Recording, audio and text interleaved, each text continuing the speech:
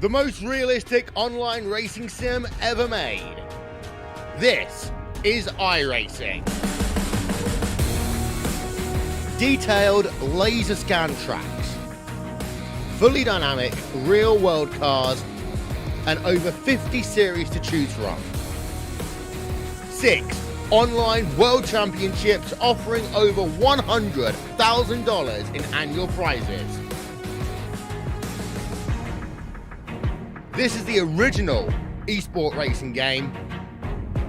This is iRacing.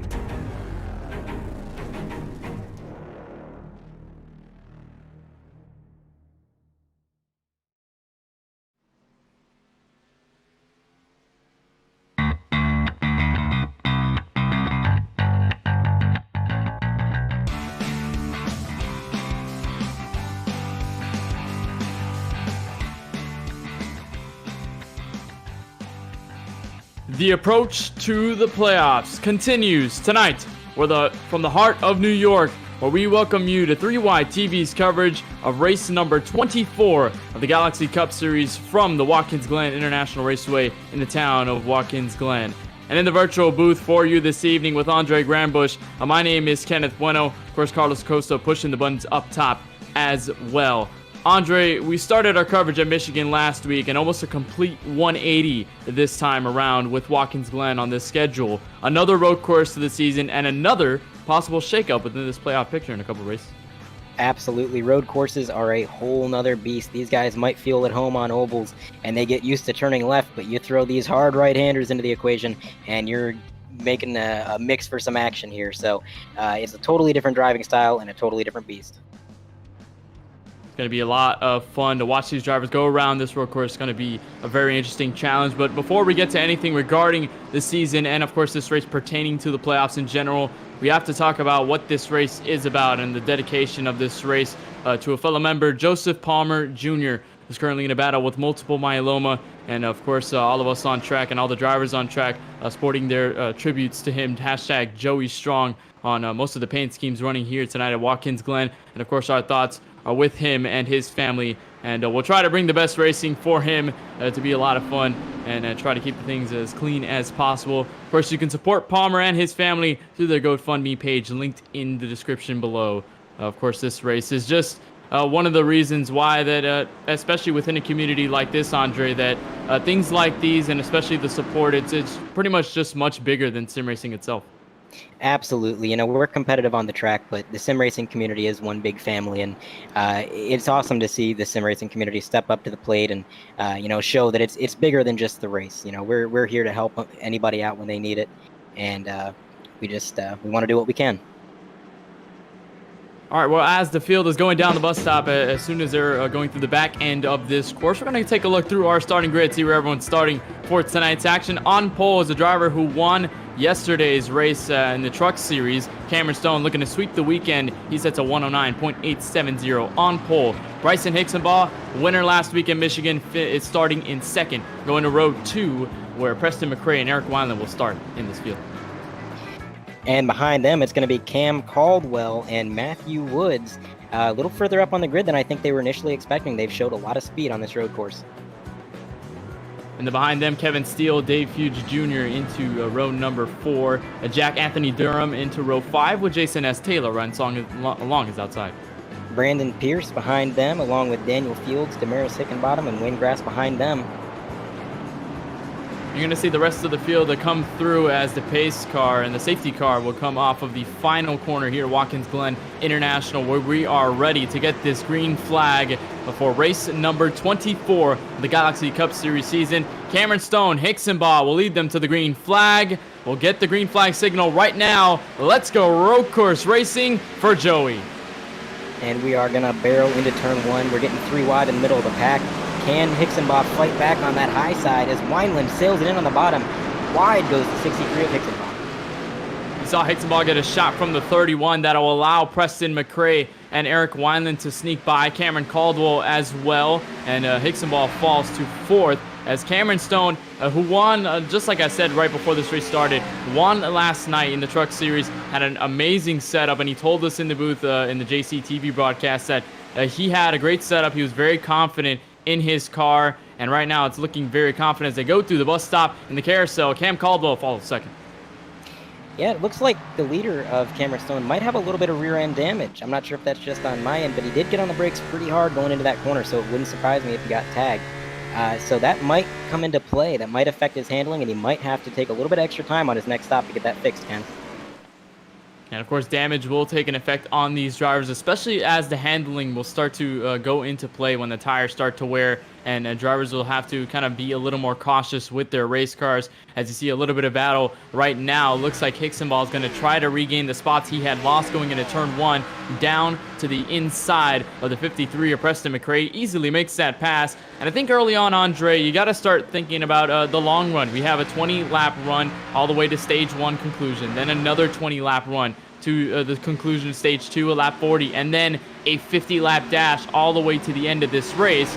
And you're thinking pit strategy, you're thinking some drivers trying to keep their cars a little bit better, and especially in a corner and a track where mistakes are key. You're going to have to watch for that as you see Hixenball continue to follow through as a couple battles behind them at the bus stop. Right, you're talking about the long run and trying to plan for the future, and you're absolutely right, but I gotta say road courses are some of the most difficult tracks to do that at, because with an oval, there's so many different lines you can run that are really viable, some of which are easier on your tires than others, but on a road course, there's really only one line that you want to run, and usually, especially at a track like Watkins Glen that's so high speed, you're putting so much pressure on the tires that they wear extremely quickly. I mean, these guys are going to notice a dip in handling within the first 5 laps. I mean, it's that fast. So I'm not sure how these guys are going to conserve their tires and conserve their cars to bring them to the end. But if anybody's going to figure it out, it's going to be these guys. Well, as you were saying that, in the penultimate corner, we had a huge wreck with the 217 of Jack Durham, who's on pit road. He went flying after hitting the guardrail, and something must have happened there. I think contact with another driver might have had some help along the way. But coming to the second to final corner, looks like he was working with the 48 of Matthew Woods, and then contact between those two going into the corner.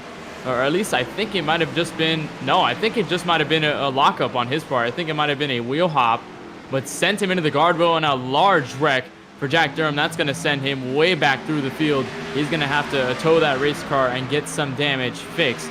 Meanwhile, Cameron Stone has put up a couple second gap on Cameron Caldwell. Bryson Hixenball follows suit. You see the replay of the gyro cam, a huge flip. I don't think that's something you really want to see, Andre, in these first couple laps. Absolutely not. And, you know, the first few laps at these road courses are the most difficult because you just don't have any breathing room. Nobody's spread out yet. We're still racing really close. And things like that are going to happen. You talked about the wheel hop, and, man, it is so easy to do. You know, having driven these cars around this track before, you get on the brake just a little bit too hard, and suddenly you're chattering those front tires. And when you hear that sound, you're kind of just along for the ride. So very easy mistake to make, and a very common one that you see even in real life. But I tell you, right now, we got a battle between the 20 and the 44 as they make their way through turn 1.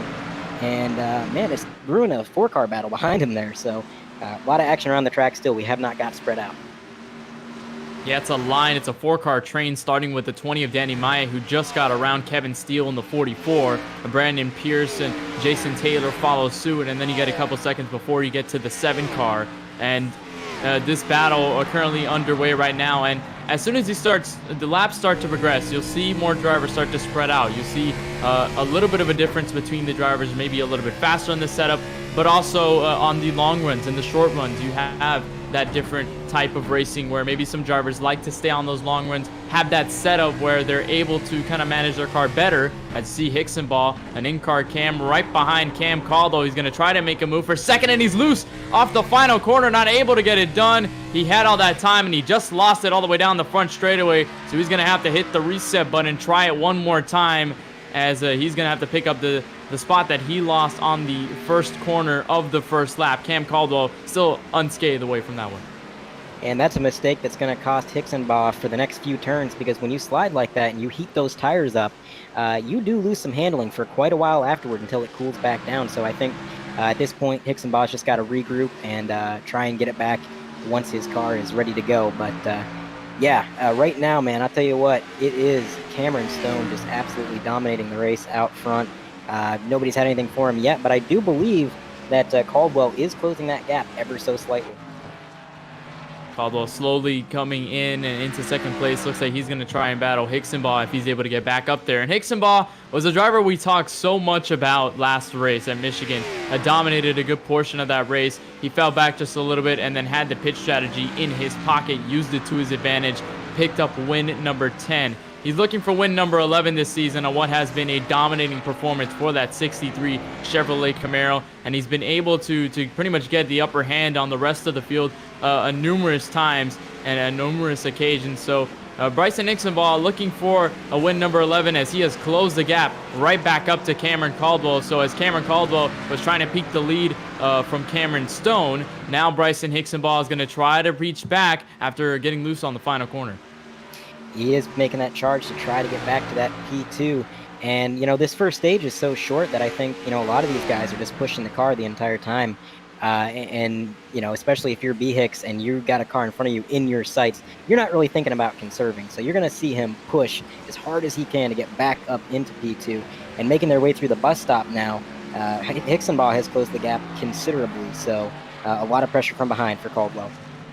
And pushing, especially when you mentioned that, Andre, pushing the car, trying to be, kind of be aggressive when you're behind somebody, trying to make the pass done. And this is something that really comes into play when you're at these road courses, is kind of picking and choosing where you want to pass. Because, of course, on road courses, you have those corners where you have the opportunity to pass most likely the hard braking zones. That's where you see most of the passes get done. And then, of course, there's more of the tighter corners, such as the bus stop, which is really a place you don't really want to go side by side, a place you want to kind of go single file and kind of wait it out. Turn 1, it seems to be the best place to get that spot because you have the hard braking zone and you have a good amount of space to make an inside pass or even an outside pass if you have the grip. Now Hicksonbaugh is going to slowly approach Cam Caldwell as Cameron Stone in the 57 continues to gap this field 4.7 seconds over the field. And Hicksonbaugh has got a great run up through the S's. I'm curious to see, does he poke his nose out and maybe fake a pass to try and pressure the 12 into overdriving? You see that in real life quite a bit. But no, Hicksonbaugh is going to stay right in line behind him as we go on board now through the bus stop into the carousel.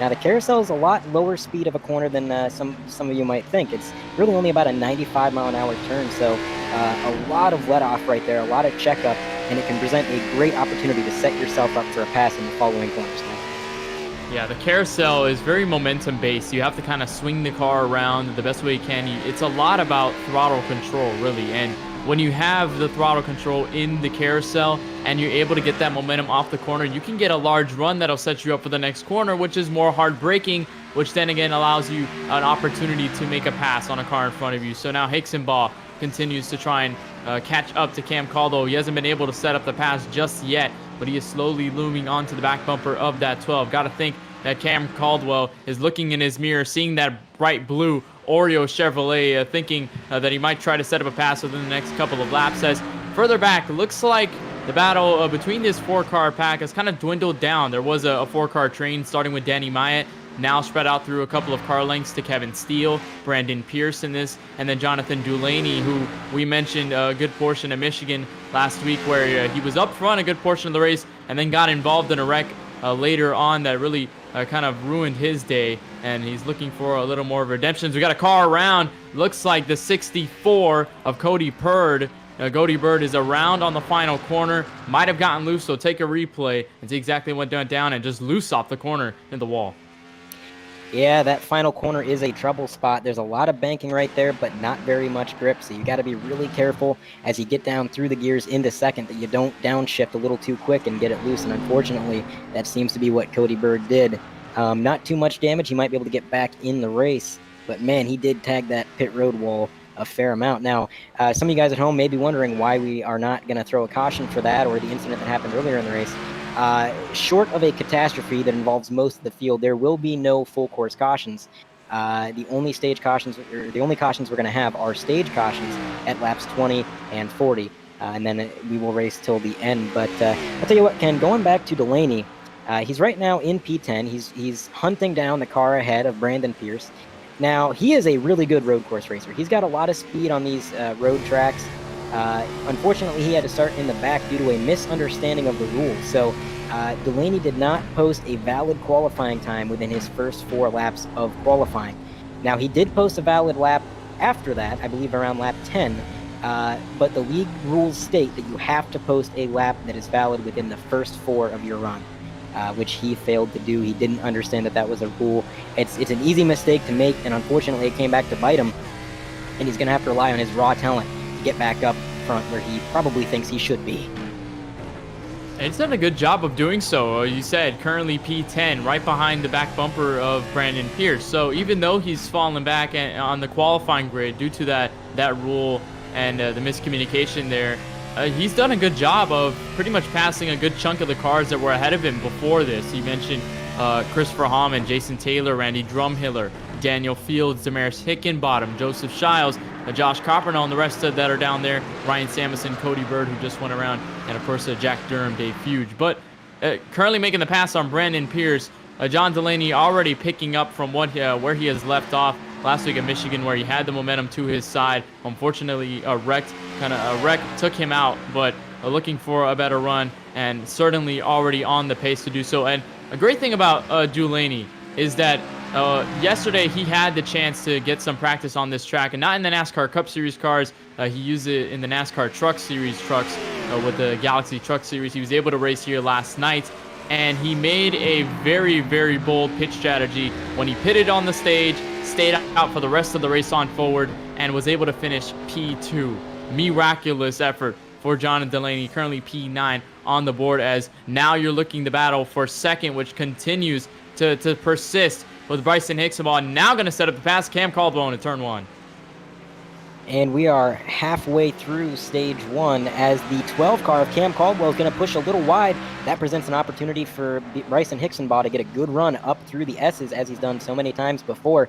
I think by the time they get to the bus stop, he's going to be right on the bumper. And at that point, that's going to be interesting, Ken. Yeah, he tried to make the pass into turn 1, but he backed out at the last second. Didn't think he had the best run through there. And then, of course, Cam Caldwell had a mess up into turn 1 off the corner, because when you're off of that, you try to stick in the throttle, but these cars can get especially slick when you try to put the gas in a little too early. And especially with the bumps on this course and the amount of banking in some of the corners like you see with this carousel, it can provide a hard challenge for these cars to stay planted on the ground. It will allow them to slip and slide a little bit more as Bryson Hixenbaugh continues to try and make this pass. Wineland further back in the 31. I think he's gained a little bit on Hixenbaugh, and Preston McRae also in this mix as well. Then back to Woods and Danny Myatt in the 20. And seems as though Delaney is now starting to pick up more positions. He's going to try to be on the back bumper of Kevin Steele as we got a lap car down the front. Looks to be, I think, that is Josh Coppernoll on the 42. So he has damage. He gets put a lap down. Not sure what happened there, Andre. Not sure whether I might have had some issues further down the road or what have you. Yeah, I mean, we got a car on the runoff of turn 1. I believe that's Cody Bird again in that 64 Home Depot machine. He's going to get her rolling. I think that was probably just a spin and go. I don't think he got any damage from that. Man, and a near collision there. Brandon Pierce. Yeah, Pierce had to go through the grass to avoid him, Dale Earnhardt style. What a cluster that was. That could have been a catastrophe. Luckily, these guys were able to avoid that. Let's check out the replay, see what happened here. I think he just went too deep into turn 1, then got loose, and then at that time, you saw Cody Bird slow on the racetrack, and he had to kind of squeak his way around and kind of throw that car. You see the onboard cam as soon as he's entering turn 1. He had a mistake here going onto the braking zone. You see it right here where he gets loose going into the turn, and then you see him avoiding Cody Bird right there at the last second. Had to get around and kind of peek the grass a little bit, and then lost the position to Wayne Grass in the 7. So a good effort by Brandon Pierce to get out of the way. No damage there on his end. As we got a pass for second now. Looks like Hixenbaugh tried to go to the outside. Cameron Caldwell's going to mess up off turn 1. He's going to give the spot to Hixenbaugh and Wineland as well. So 2 spots lost. He's going to have to fall back. With Preston McRae can get up to him in time, but Hixenbaugh gains a spot off that. Cameron Caldwell loses 2 in a turn 1, Andre. That was an overtake about 6 laps in the making. Bryson Hixenbaugh showed a lot of patience, waiting as long as he did and just waiting for that mistake. I had the opportunity to talk to Bryson before the race, and one of the things he told me about these road courses is we have the 16 off track in the bus stop. One of the things he told me about these road courses is patience and driving smart is key, and that's exactly what he did when it came to overtaking the 12. Let's take a look at the replay and see exactly what happened to the 16 car. That is Ryan Samuelson piloting that Cup machine. As you can see, he's making his way down into the bus stop. Looks like making the braking. Yeah. I think he might have hop. just downshifted a little bit too quick there. Yeah, I think he might have had. Car and... Yeah. He had a wheel hop, I believe, going in there. You mentioned the shifting that can really unsettle the car and get that wheel hop underway, and then went around. We saw that with Brandon Pierce going into turn 1. So this has been kind of the talk of the town right now, with a bunch of drivers having issues with that, as now Delaney will try to get a position from Danny Maya. He has picked up a good chunk of spots through this race. I believe he might be the biggest mover because he started all the way in the back of the field like you mentioned earlier. He's gained 14 spots since the drop of the green flag. So beautiful effort by John Delaney. This is a comeback story, at least in this race for Delaney. He's going to try to catch Matt Woods a couple seconds ahead, but he has gained 14 spots. That is miraculous. That is unbelievable. You got to think, we're only 6.5 laps. Whoa! Hixenbaugh wide in the bus stop. Into the sand trap. He's going to gather it up, but let's see what happened here, Ken. Not sure whether it was the same thing that happened with Ryan Samuelson. No, actually, looks like he just gets wide off the curb, and looks like he stopped on the carousel after this. So Bryson Hixenbaugh, and he's going to lose spots on there. I think it might have just been a corner cut on his end. He's going to stop, refire it back up. Lots of positions lost for Hixenbaugh. Not what you want to see for the 10-time winner as we've approached 5 laps to go in the stage.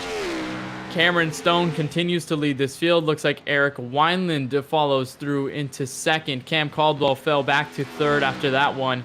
And you mentioned no cautions. No cautions on the road course apart from the stages that we'll see, unless obviously there's a huge wreck that'll kind of block the racetrack, or any incident that involves a heap of drivers that'll bring the yellow flag. But other than that, if that does not happen, we have the stage yellows, and then that'll pretty much be it, as Cody Bird has now gotten into an incident into the gravel, and I think he has just gone down pit road to get that damage fixed. Boy, a day from bad to worse for that 64.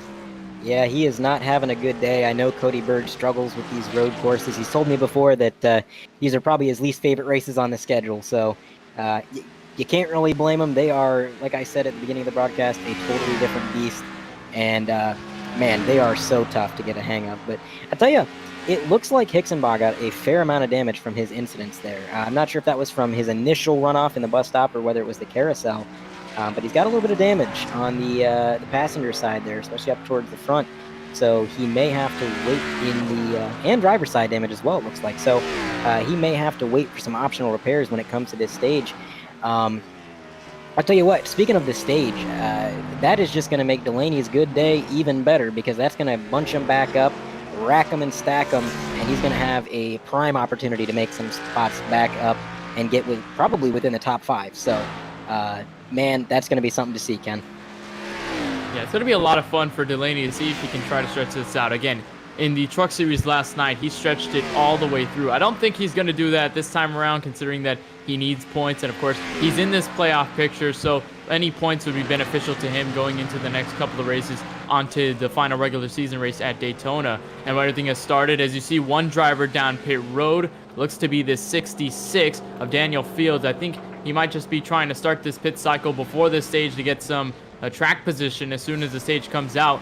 He's got a little bit of damage on the front of that Toyota Camry. Not sure. He'll just try to get that fixed as well. The Cameron Stone just approached 4 laps to go in the stage. Considerable lead, just 12 seconds over Eric Wineland. Right, and you know, pitting early could be the move for some of these guys. Maybe not for Daniel Fields, because he's going to go a lap down now.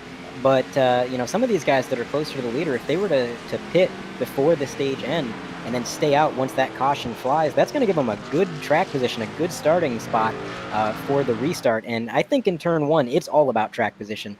Turn 1 at Watkins Glen, I've always said, is one of the scariest places in NASCAR.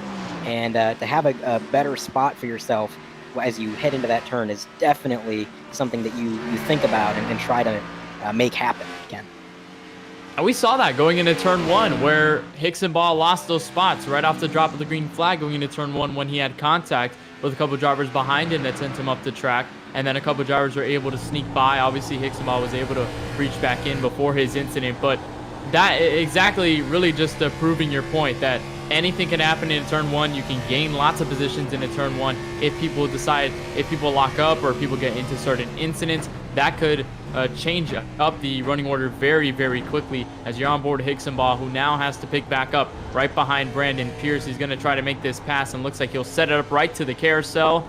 Not enough. Going to try to back out and reset and try another time to get that position over Pierce. But you mentioned the pit strategy where drivers are potentially going down pit road to gain position, because if you have the fresh tires, you have the fuel to make it at least, you can stay out in this stage at least a couple laps prior to the stage, and you're able to get track position on there, and then you'll have a good opportunity going into turn 1 where you can possibly gain even more spots if drivers up front start to have any mistakes or anything further down the road. So that could be potentially beneficial for drivers like Delaney, for drivers and maybe Preston McRae in this mix, or Matthew Woods, and a couple drivers further up this field as you're looking at a battle between Higginbotham and Pierce. Further ahead is Randy Drumhiller, who's now in a group with Wayne Grass in the 7, and Kevin Steele further back up, and pretty much a group with some lap cars along the way. That's Josh Coppernall and Daniel Fields in that 4-car train going into the bus stop. It looks like 2 laps to go left in this stage for Cameron Stone, who continues to dominate over this field like he has done all race long, really. And he's going to pick up some great stage points if he's able to get this done. I know he wasn't able to get too close at Michigan last week, but certainly a beautiful stage point for him in 2017. Right. This is a bit of a redemption story, I think, so far for Cameron Stone. After what he described to me as a weak showing, where he had a lot of problems back at Michigan, now he is in his wheelhouse. He loves these road courses, and he's definitely showing it. Now, something interesting to note, he won the Galaxy Truck Series race last night at this very track.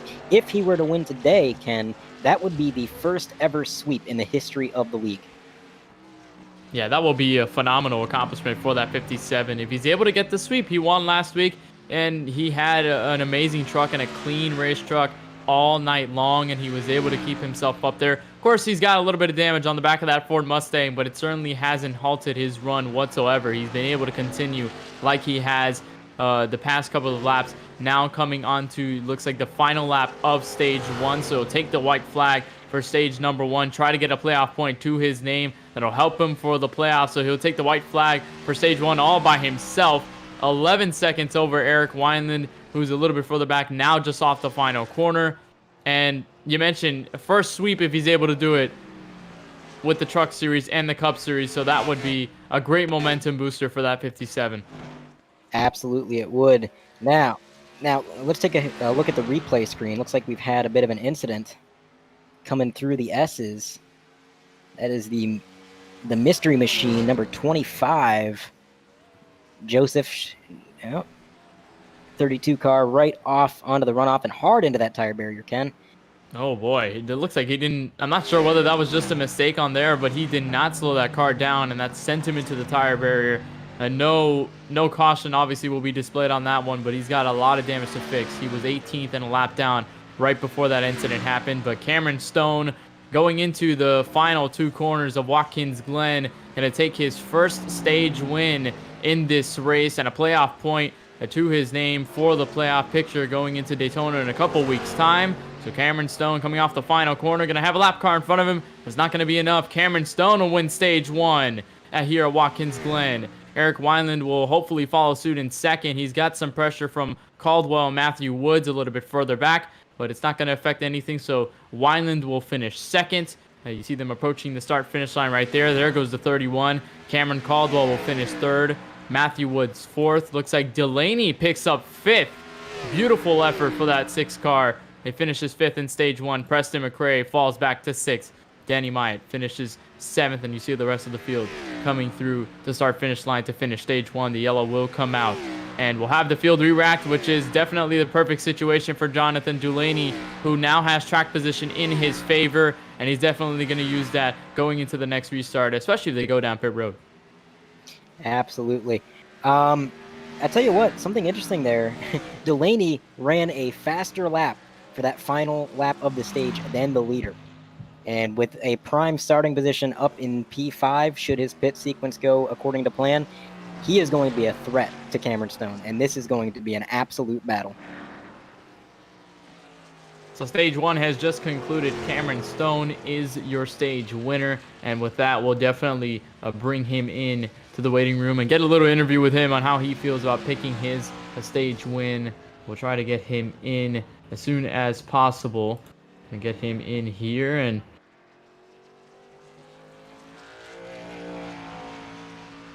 Alrighty, so looks like we're gonna be seeing the pit stop sequence begin very soon. You're gonna see probably some of the drivers who pitted early on opt to stay out. That's where they're gonna get their track position, and it's gonna be pretty interesting. But right now, they're just catching the pace car coming up through the S's. It's gonna take a little while for some of these guys to catch up to the leader. We got pretty spread out over that 20-lap run. But I don't know, if you were a driver who maybe pitted 5 or so laps ago, what would you do, Ken? I think the safest bet right now is definitely just go down pit road and get those fresh tires and fuel, because if you'll be setting yourself up for a run, of course, 33 lap run, I believe, to the pretty much the end of the fuel tank for these Cup cars and the fuel windows. So if you're within these 20 laps now, you've already been this far into the run, and if you go down pit road to get that fuel and that tires, you'll be definitely setting yourself up for the next stage, because you'll be able to make it to stage on fuel.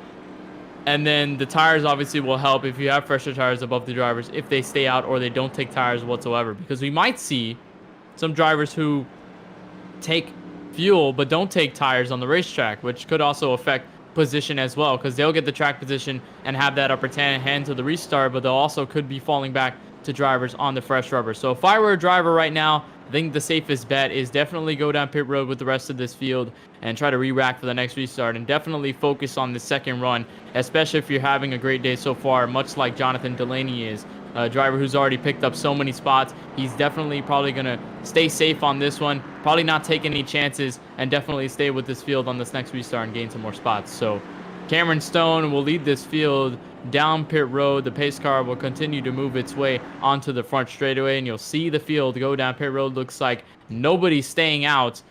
Pretty much no one staying out whatsoever. We'll have the drivers who are down pit road. I think we might have had just one staying out. Looks like Josh Coppernall, but he is a lap down, and also Daniel Fields. So those drivers lap down. But meanwhile, everyone down pit road, Andre, going to get their service very soon. Absolutely, you're going to see some strategy play out. Now that Cameron Stone is safely in his pit box, what do you say we talk to him, Ken? Going to bring in stage winner. All right, looks like we'll wait a little bit for Cameron Stone to get his pit sequence underway, and then as soon as we go back to the pit stop, we'll get him as quickly as we can. But here's the race off pit road. Easy for Cameron Stone, great for Cameron Caldwell, and great for Jonathan Delaney, who picks up a spot over Matthew Woods.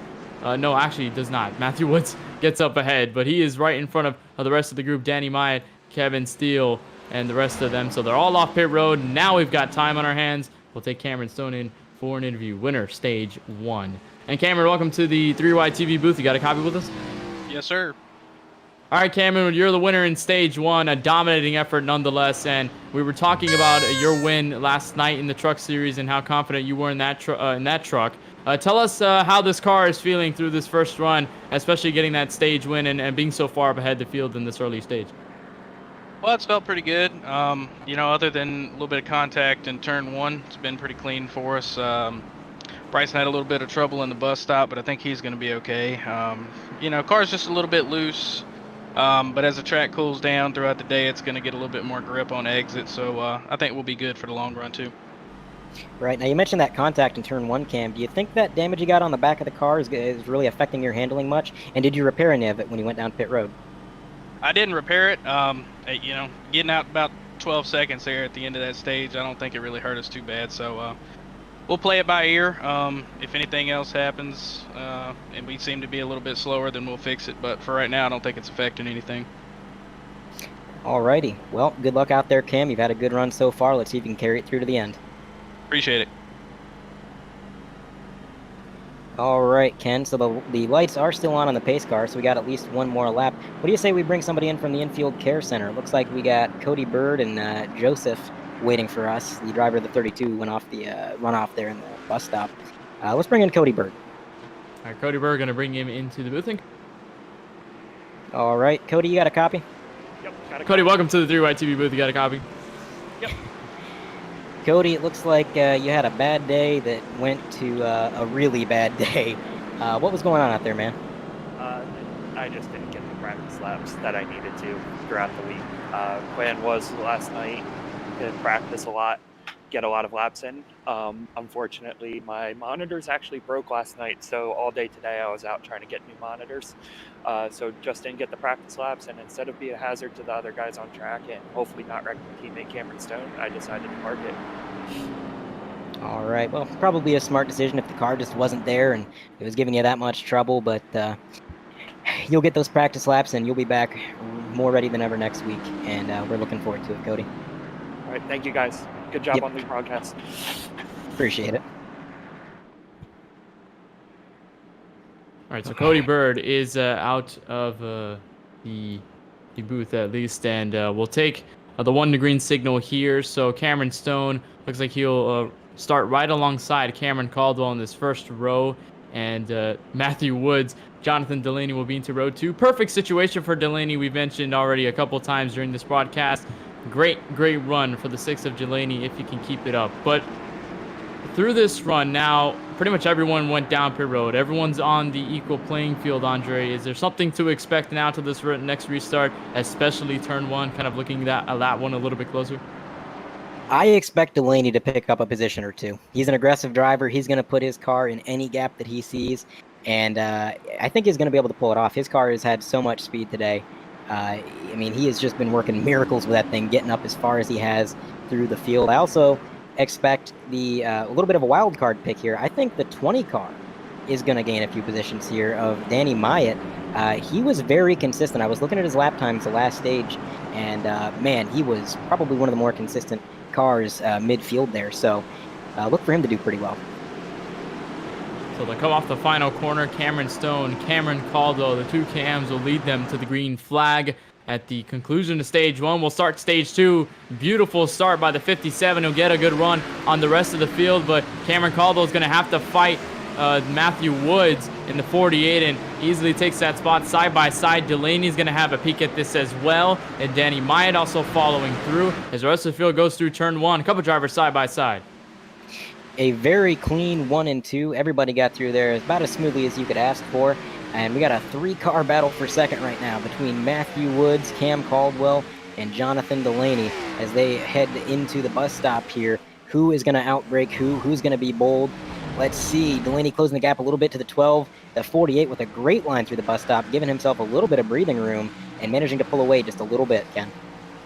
And here's where the setup will happen. Looks like Woods is able to escape the 12 of Cameron Caldwell just a little bit more, but Delaney's now looking to the back bumper of the 12 as they now spread out just a little bit more. There's a battle between Eric Wineland and what looks to be Randy Drumhiller in this group as well. Those two battling between there, but Matthew Woods takes over second. He's slowly creeping up to that 57 of Cameron Stone. So definitely equalized on this stage 2 start as everyone's go to single file into turn 1. Looks like no battles on the racetrack, but lots of drivers close. Delaney closing in. He is closing in, but I'll tell you that 48 is getting closer to the leader than I expected. His lap times, he ran a 1 minute 11.3 last time around compared to a 1 minute 11.0 to Cam. Now, anytime you're in the minute 11 range, you're doing pretty good. Obviously, the lap times of these road courses are going to fluctuate. You're never going to be, to the 10th consistent. But, these guys are giving it everything they got. And the 48, I think his strategy is really helping out. So, 4th fastest lap from the 48. And, man, I'll tell you what. You said there wasn't too many battles going on, but they're still pretty close. I mean, we got Jonathan Delaney and Cam Caldwell almost bumper to bumper as they make their way out of the carousel and into the final 2 turns.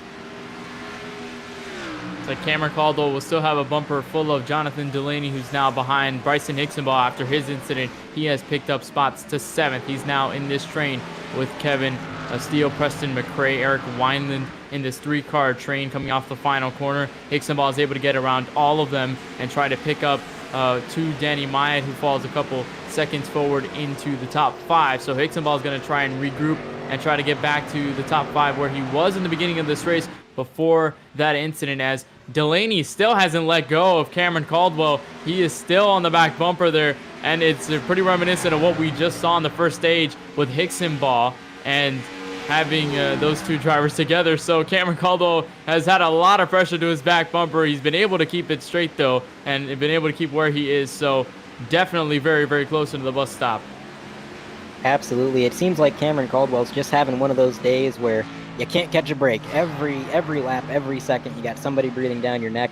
But, I mean, he's handling it absolutely beautifully. The pressure has been on him from the very beginning, and he has not faltered a single time. And I cannot explain how impressive that is, especially with how tricky these cars are to navigate when you don't have somebody breathing down your neck. He's still managing to pull off incredible lap times, a minute 11.0 last time around. So very impressive driving from Cameron Caldwell. So while we're under this green flag stint as Cameron Stone continues to lead this field, we'll try to take one more driver from the infield care center. Joseph Shiles, currently 19th and 9 laps down. We'll take an interview with him, see exactly what happened through his day. Joseph Shiles, welcome to the 3Y TV booth. You got a copy? Yeah.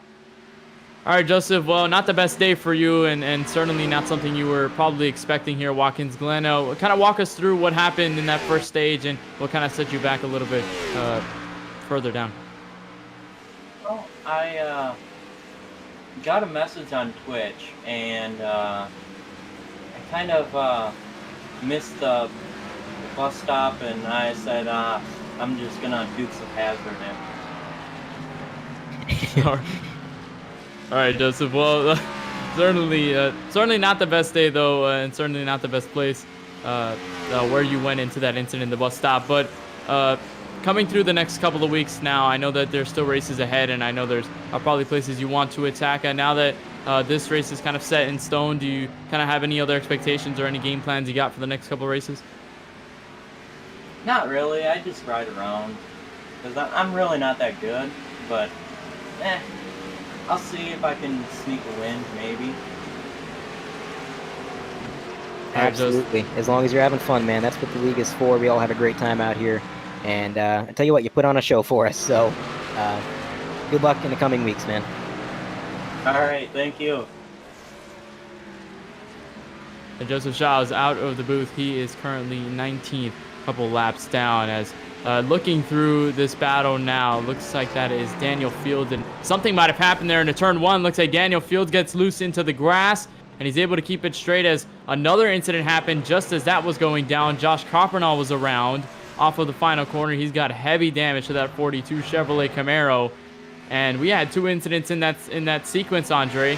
And looks like one of the drivers who was damaged, looks like Jack Durham is back out on the racetrack after that damage on the first lap in the penultimate corner. He's able to at least fix that car for the time being, make minimum speed, and just running laps here in the 217 as Josh Coppernall just missed the bus stop. I tell you what, if you had told me when he wrecked that they were going to be able to get that machine back out on the track, I would have called you crazy. But here we are on lap 30. They got it fixed up. He's making laps, trying to salvage some points. And Durham has made a great recovery. We got a battle for 7th going on into turns 1 and 2 side by side. Not really a place you want to be side by side. Who's going to give? Over the curb and wide goes the 20 of Myatt. And they're going to stay side by side right up through the S's. Preston McRae is able to get that spot on Danny Myatt. Looks like the battle will still continue through the bus stop. We hope so. Those drivers working very well. A clean battle there through the S's. And really, the S's is one of those places where you kind of don't want to go side by side, since you want to keep that momentum to your advantage. And if you have that, you'll definitely want to keep it for as long as you'd like. Going too wide could possibly stall that out, as you're on board with Jonathan Delaney, who we've been talking about for a while now peeking to the back bumper of Matthew Woods. So easily trying to close in a second. You see the laps between them, 111.4 for Delaney, 112.2 for Matthew Woods. So easily catching up as Delaney. He has been fast in practice. When we had that practice session right before this race started, he was at the top of the board. He had the fastest lap. Currently one of the faster cars on the racetrack, surely proving it right now, Andre. Oh, 100%. And, he's not only one of the fastest cars on the track, but I think he's got tire management and fuel management figured out a little bit better than a lot of the field. In the Truck Series race, you mentioned earlier, he was able to put on a great performance by not pitting for the entire final stage, which was a feat that nobody else managed to do. So when we get to the end of this race, if he's still up front, which I think he will be, look for some interesting strategy calls by him. But I tell you what, we are on lap 31, stage caution at lap 40. If we are halfway, so if he was able to get around the 48 within another lap or two, I think he's still got a shot to close the gap to Cameron Stone, because they are only about 2 seconds behind the leader. Yeah, and tire conservation would help him immensely if he's able to keep it together, because that setup, if it's able to help him on the long run, will definitely be able to enable him to catch up to Cameron Stone in time and possibly set something up for the end of the stage at lap number 40, which we're slowly approaching, just now 9 laps shy, about to be 8 as Cameron Stone crosses the finish line.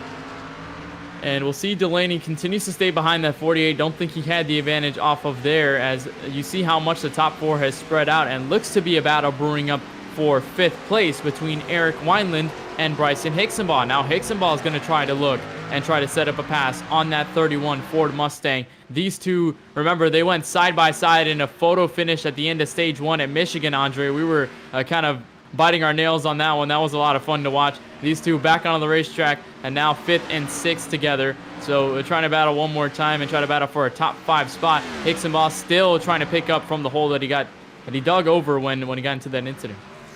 Right, and if I didn't know any better, I'd say there's a magnet in those two cars, the 63 and the 31, because Wineland and Hixenbaugh, they're no strangers to each other, man. Every race, every week, it seems like they are battling it out. Two very talented drivers. Doesn't really matter the track or the discipline. They are just absolute wheelmen, and they always put on a great show. So if he can catch up to the 31 just a little bit more, close that gap just a little bit more, I think you're going to see some fireworks, and it's definitely going to be entertaining. And something to note, too, is they're closing in. Whoa, we got an incident in the carousel. Let's see what happened here. Take a look at the replay, Ken. Looks like Jason Taylor went around there on the final corner. We'll take a replay. This was coming out of the carousel here. And yeah, goes around there, just loses the car and almost clips. That was the 30 of Randy Drumhiller almost involved. You say Damaris Hickenbottom also had to get away from that one. Randy had some damage from that as well. So Jason Taylor goes around. He was 12th at that time, has now fallen a couple spots back. He is now just right up to the start-finish line. You take another aerial shot at his spin in the carousel. Had to really back that thing down and stop right in front of the track and making, hopefully, no one else hitting him. But Cameron Stone now continues to lead this race. We've had this battle between Delaney and Woods now for a little while.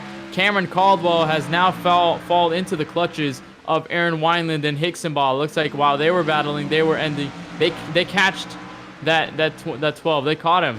And now they're right to the back bumper. You're on board with Wineland through these next 2 corners. I think they might have had the tire situation figured out in terms of conserving them right now. They are making the most out of them, as we have 7 laps left in this stage. Man, this is an awesome 3-car battle. 3 very talented drivers. Looks like the 12 took a little bit of a wider exit on the corner. And while that cost him some speed, I think it did give him some stability. You notice the 31 kind of got his rear end kicked out as he came out of the corner, and that can be very costly. But going into 1 and 2, look how close to that curb the 31 gets, right on it, almost clipping the grass, but somehow not losing any speed as they make their way up through the S's. This is a very focal point of the track. The car gets very unsettled, very weightless as you crest the hill at the top. And, oh man, as I say that, the 31 gets a little loose. I think that weight shift almost got him, but he gets it back under control, as you would expect a driver like Eric Wineland to do, but that's only put him closer to the claws of Bryson Hixenbaugh, Ken. And he's right to the back bumper in the bus stop. Almost tried to make the pass there. Might have trying to rattle his cage just a little bit. He was not able to get there just yet. Going to try to set up for the carousel with Bryson Hixenbaugh looking right behind, because even though Eric Wineland's going to try to attack on the 12, he's still got the 63 to worry about right behind him. And if they tangle up, the 2 in front of the 63, he'll be able to pounce and gain 2 positions, kind of kill 2 birds with 1 stone, if you will. Into the final 2 corners they'll go. The 3-car trifecta here, as we've had a pass for second. Delaney has now gone by Matthew Woods finally after staying to his back bumper. He was playing the waiting game, kind of staying patient there. Looks like that patience has paid off. Now to second, going to try to catch Cameron Stone at the end of the stage. They're going to make the attempt, but man, Cameron Stone has been so dominant all day. He's got a tall order ahead of him if he's going to be able to pull it off with so few laps remaining. I think, if we had another 10 laps as opposed to having, 6.5 or 5.5 laps left, I would say he could probably pull it off. But yeah, 5 laps, that's a short window there, Ken. But here's where the things get interesting, because after the stage conclusion at lap 40, there's no stages all the way to the end of this race. So we'll have a pretty much a 50 lap dash all the way to lap 90 in the conclusion of this race. So we'll have pitch strategy by then, and we'll have track position playing a key factor into how the drivers will handle this track, and especially where they will finish at the end of this race, as Eric Wineland has just passed Cameron Caldwell for what looks to be like 4th place, and Bryson Nixonball is going to try to also take that position over. So this 3-car train continuing to work together as the 16 is now into, I think that's the exit of the pit road, Andre. I think he might have just gone around off pit road, or actually no, just going into turn 1 just loose and then just kind of falls back to the wall there. Not sure if he picked up any significant damage, and looks like no. I think he was able to get around there unscathed. Very, very lucky for Ryan Samuelson there. We got contact. The 12 is going around. Wineland has made contact with the 12. No, he saved it. The 12 gets straight. Hixenbaugh is going to get around him. He's not going to lose too much time there. But that was a very close call for Cam Wow, Caldwell. that was so close. We'll take a replay. Looks like that was going into turn 1. So another issue happening in turn 1 at this time with the top runners of Wineland and Caldwell. Looks like contact there, and how did he save that race car? Unbelievable by Cameron Caldwell to save that, and he didn't even lose too much time in that process as well. Now still to the back bumper of Bryson Nixonball. We'll take a look as the 63 had to kind of stay out the way of the 12 here. 63 with front row tickets to this show, as it looks like the 12 and the 31 were just going for the same real estate. You see that in racing a lot. It's nobody's fault. It's just a racing incident. But great driving by everybody involved, man. The 12 managing to recover that and just put in the perfect amount of input to that steering wheel to counter steer, but not overcorrect, is a very impressive feat. And it seems like he really hasn't damaged his tires too much with that slide either, because he is right there. And no! Contact! 63 goes around! Cameron Caldwell has slid into the corner. Spinning Hixenbaugh around in the final corner. Now he's going to fall back behind Kevin Steele. So contact between those two, as we were talking about the contact with Wineland and Caldwell there, as here was the incident there. It looks like actually got loose, I think, in the final corner, and then help from Caldwell, which had nowhere to go.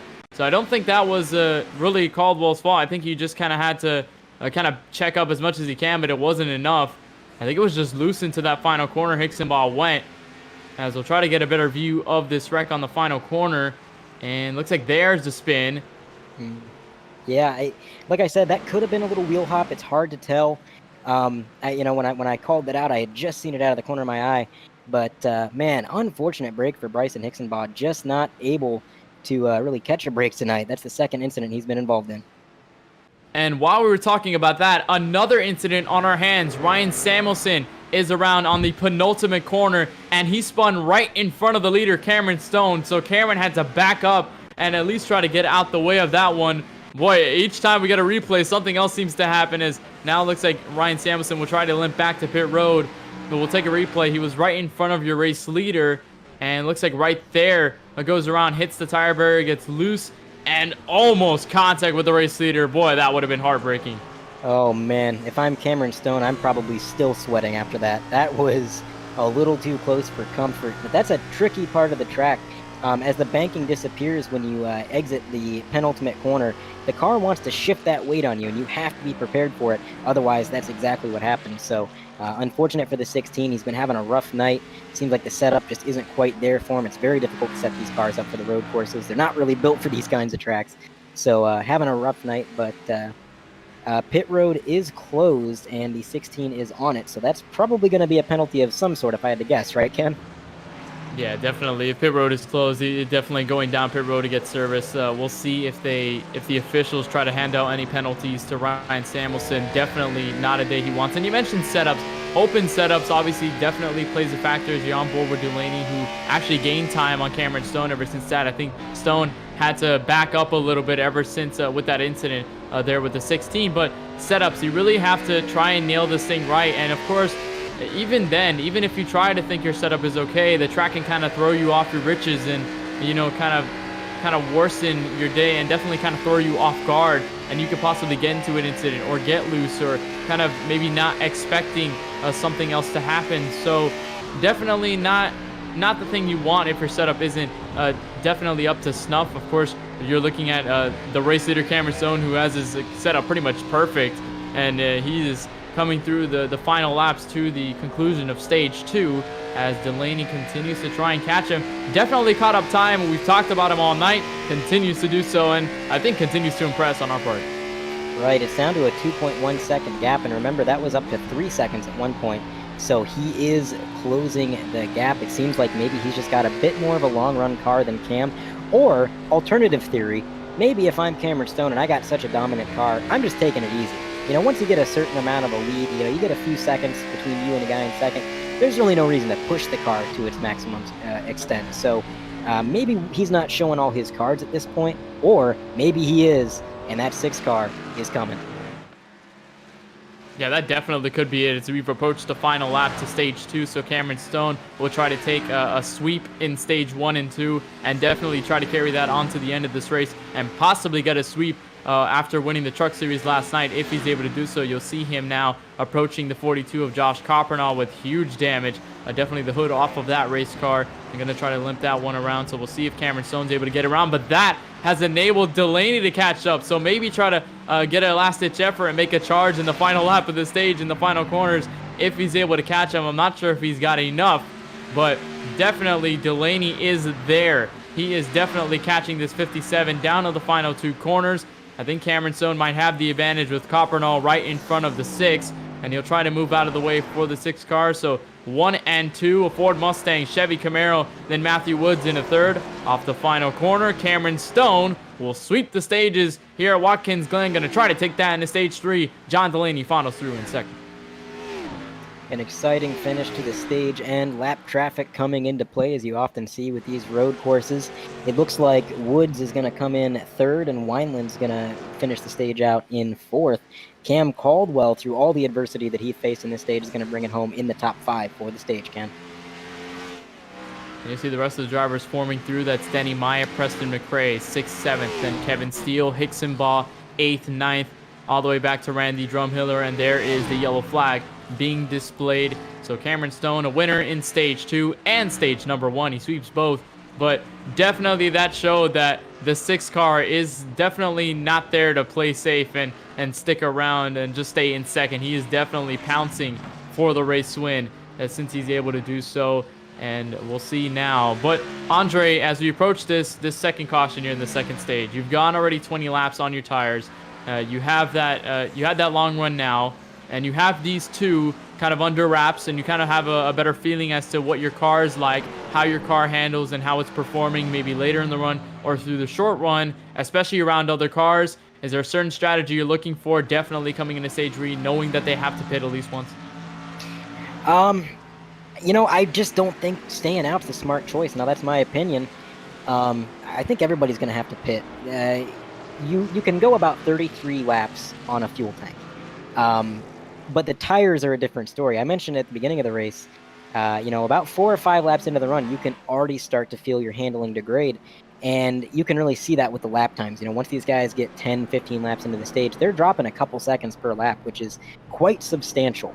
And even though staying out would grant you the better starting position and probably the safest position to start the race into turn 1, which is up front, I just don't think it's the best long-term strategy. Now, if this was a race where we could get full course yellows, maybe. But because we're not going to see any full course yellows except for the stage pauses, I personally would not go for that strategy. What about you, Ken? Yeah, definitely. I can't really go any other route but to agree with you, Andre, there, that it's pretty much the best bet. Go for this stop right here at the end of stage 2, and then as soon as this final stage gets underway, that's when the doors open for new strategies for other drivers to gain positions, maybe short pit, and try to commit to the overcut or the undercut. That could potentially work. We've seen Jonathan Delaney do this in the final segment of the Truck Series race last night. I definitely wouldn't be surprised to see him do it again if he's able to. I know that he has that confidence now that at least he can try to save some fuel in certain ways or try to save his car. So definitely stage 3 is the best opportunity for you to get some strategies. If you're maybe Delaney or maybe even anyone past this top 5 or top 10, you know, Hicksonball could try something if he's not fast enough through this crowd. Kevin Steele can do the same thing. Preston McRae. Some of these guys kind of have nothing to lose in that sense, and they might want to try something different to try and pounce on Cameron Stone, because speed is definitely something that has definitely different between a lot of these drivers. You see how quick Cameron Stone is, how quick Delaney is, and now showing up how quick Matthew Woods is. Definitely these drivers have the speed, but if you can't do it, definitely pit strategy is the way to go. Speaking of pit strategies, pit lane is full of the hungry beasts, led by Cameron Stone, and they'll all go down pit road. Looks like they'll pretty much everyone goes down pit road, apart from maybe some of the lap cars, but Cameron Stone will lead them down. Hopefully we'll see a nice battle coming out of it. Now this is the money stop, Ken. You're going to have to nail your pit road entry. Don't slide through your box. Don't undershoot your box. And that doesn't sound too difficult, but when the pressure is on in a situation like this, sometimes mistakes are made. But luckily for all of the leaders, it looks like they got pretty flawless entries. As here comes the 48. Is he going to beat Cameron Stone out of the pits? Yes, he is. Cameron Stone way slow off the pits. I think he's fixing that damage, Ken. Yeah, Cameron Stone definitely is spending some extra time on pit road. That definitely must be the damage that he had to suffer with in that first stage on the first lap in turn 1. So definitely that damage has affected him, and he gets that damage fixed, and Delaney will be the first one out of pit road. And Jonathan Delaney, as soon as I say that, he has been caught for speeding on pit road. That was why he was letting all those drivers by. So definitely not the winner off stage of pit road there. It looks like Matthew Woods will take advantage of that. He'll be the first one to lead them to the green flag. And there it is, and we'll try to get a discussion with him. But first of all, we'll get Eric Wineland in here and talk with him, a stage 2 winner. He swept both stages. We'll see how his opinion is going into stage 3. And Eric Wineland, welcome to the 3Y TV booth. You got a copy with us? Yes, sir. I got you guys. All right, Eric. Well, oh no, not Eric. Well, meanwhile, Eric, you're currently sitting second off pit road, and you've had a pretty decent race right now. I know you had contact with Hicksonball, and you had Cameron Caldwell in your sights as well. Tell us how that second stage went with you and those guys. Second stage was a disaster. We got damaged from getting hit from behind in L1 on lap 1, and I decided to take it all there at the first stage break, and that put me behind there in the second stage, and it was just kind of clawing back. That was just hard racing. I definitely overstepped my boundaries a couple times. I even apologized to Caldwell about the contact we had in turn 1. I didn't mean to get down there into him, but I just turned in too late for the corner for the apex. So we're hopefully cool about it. I haven't really listened to much to the driver's chat. I kind of muted it because I don't really have the controls set up. Had to reset some stuff. So, but so far so good. Now, Wineland, it seems like you and Hicksonball have magnets in your cars. Week in and week out, you guys seem to be racing each other at some point, and it's always a fun show to watch. Going forward, you know, in the tracks we got coming up on the schedule, do you think you're going to have what it takes to go ahead and grab that victory, or you know, some stage points over Hicksonball? Well, we happened to get lucky right there after the incident with Caldwell behind us. Got over top of him with that. He's fast. I mean, week in and week out, he's fast. He knows how to do his stuff. He builds great cars. He races probably the smartest guy out here. So it's just, I more so appreciate the opportunity to be able to go up against that talent level, because that's where I want to be. So pushing myself to get to that level is a nice thing, Andre. Absolutely. You're putting on a great show. Good luck out there, man. Let's see if you can bring it home. All right, Andre, Carlos, Kenneth, thank you very much, guys. I'll hopefully be talking to you later. Eric Wineland out of the booth, and apologize for that. We were supposed to do Cameron Stone after his win. I think I might have gotten confused with him in the 31. We'll try to bring Cameron Stone in after his win in stage 2. He got that damage fixed. Now going to try and get back up through the field, and we'll bring him in. Cameron Stone, welcome to the 3Y TV booth. You got a copy with us? Yeah, man. All right, Cameron, first stage win and now a second stage win for you in the 57. Tell us what your strategy is going into this next stage, knowing that you got your damage fixed and you're all ready to go. Well, I sped on pit road, so I'm kind of pissed at myself, but really just going to have to pace, keep my eyes peeled, make sure nobody in front of us spins and takes us out. You know, just hit our marks and hopefully we'll get it back to the front. We got 50 laps to do it, so. All right, Cameron. Well, we wish you luck through the rest of this stage and going to the end of the race. We know you put on a great performance. We hope to see you carve through the field and hopefully some good performances. Good luck out there, man. Appreciate it, guys. Quick interview with Cameron Stone and Eric Wineland. Matthew Woods will lead the field to green after Delaney had that the pit road speed penalty. So the 48 and the 31 will lead them back to green. Side by side, it looks like Woods gets a great start. Cameron Caldwell will follow suit. It looks like the rest of the field will follow through. Hicksamaw gains spots off of that one. And it looks like we'll see if they go through turn 1 clean and dandy. Looks like the 44 and the 3 wide there with looks to be Preston McRae. There was Kevin Steele. Well, looks like Wayne Grass loose in the grass off turn 1. Side by side between Brandon Pierce and Kevin Steele. Danny Myatt in this mix as well. Hectic start before the top 3 and especially the top 4. Not hectic at all. That was quite a show going through turn 1. I was holding my breath that whole time. But I'll tell you what, the 48 has done a fantastic job putting a little bit of distance between him and Wineland. And man, the whole picture of this race has been flipped upside down, Ken. We have 2 of the fastest drivers in the race with pit road speeding penalties starting in the back. The Kyle Busch method, as I tend to call it at Watkins Glen. And now they got to race their way back up front, and not only do they have to do that, but they have to get through drivers like Eric Wineland, Matthew Woods, Cam Caldwell, Bryson Hicksonbaugh, drivers that have shown themselves to be just as fast, if not faster, all race long. So it's going to be tough. So here's this large train. There is the 3-car train right behind Matthew Woods. That's Caldwell, Wineland, and Hicksonbaugh. Of course, these 3 are very familiar with each other after what happened near the end of stage 2, so they'll be all bunched up together. Brandon Pierce looks to have gotten the position a P5 over Danny Myatt. Now this starts a train with Kevin Steele, and then Randy Drumhiller, Taylor, Wayne Grassy, all the way back to Delaney, who we mentioned had that pit road speeding penalty, and Preston McRae, who's in this sandwich between Delaney and the stage winners, Cameron Stone. So now these drivers are going to have to try and fight their way back. This is the first time we've seen Cameron Stone further back in this field, and this is the first time we see him now have to carve through this field. And I don't think Cameron Stone really has that experience in terms of how his car is handling around everyone, because he hasn't been near anyone since the drop of this green flag. He's pretty much been all solo since that happened and his wins in stage 1 and 2. So very interesting for Cameron Stone as continued battles with Delaney and Wayne Grassy, as looks like Matthew Woods continues to lead this field by a good margin.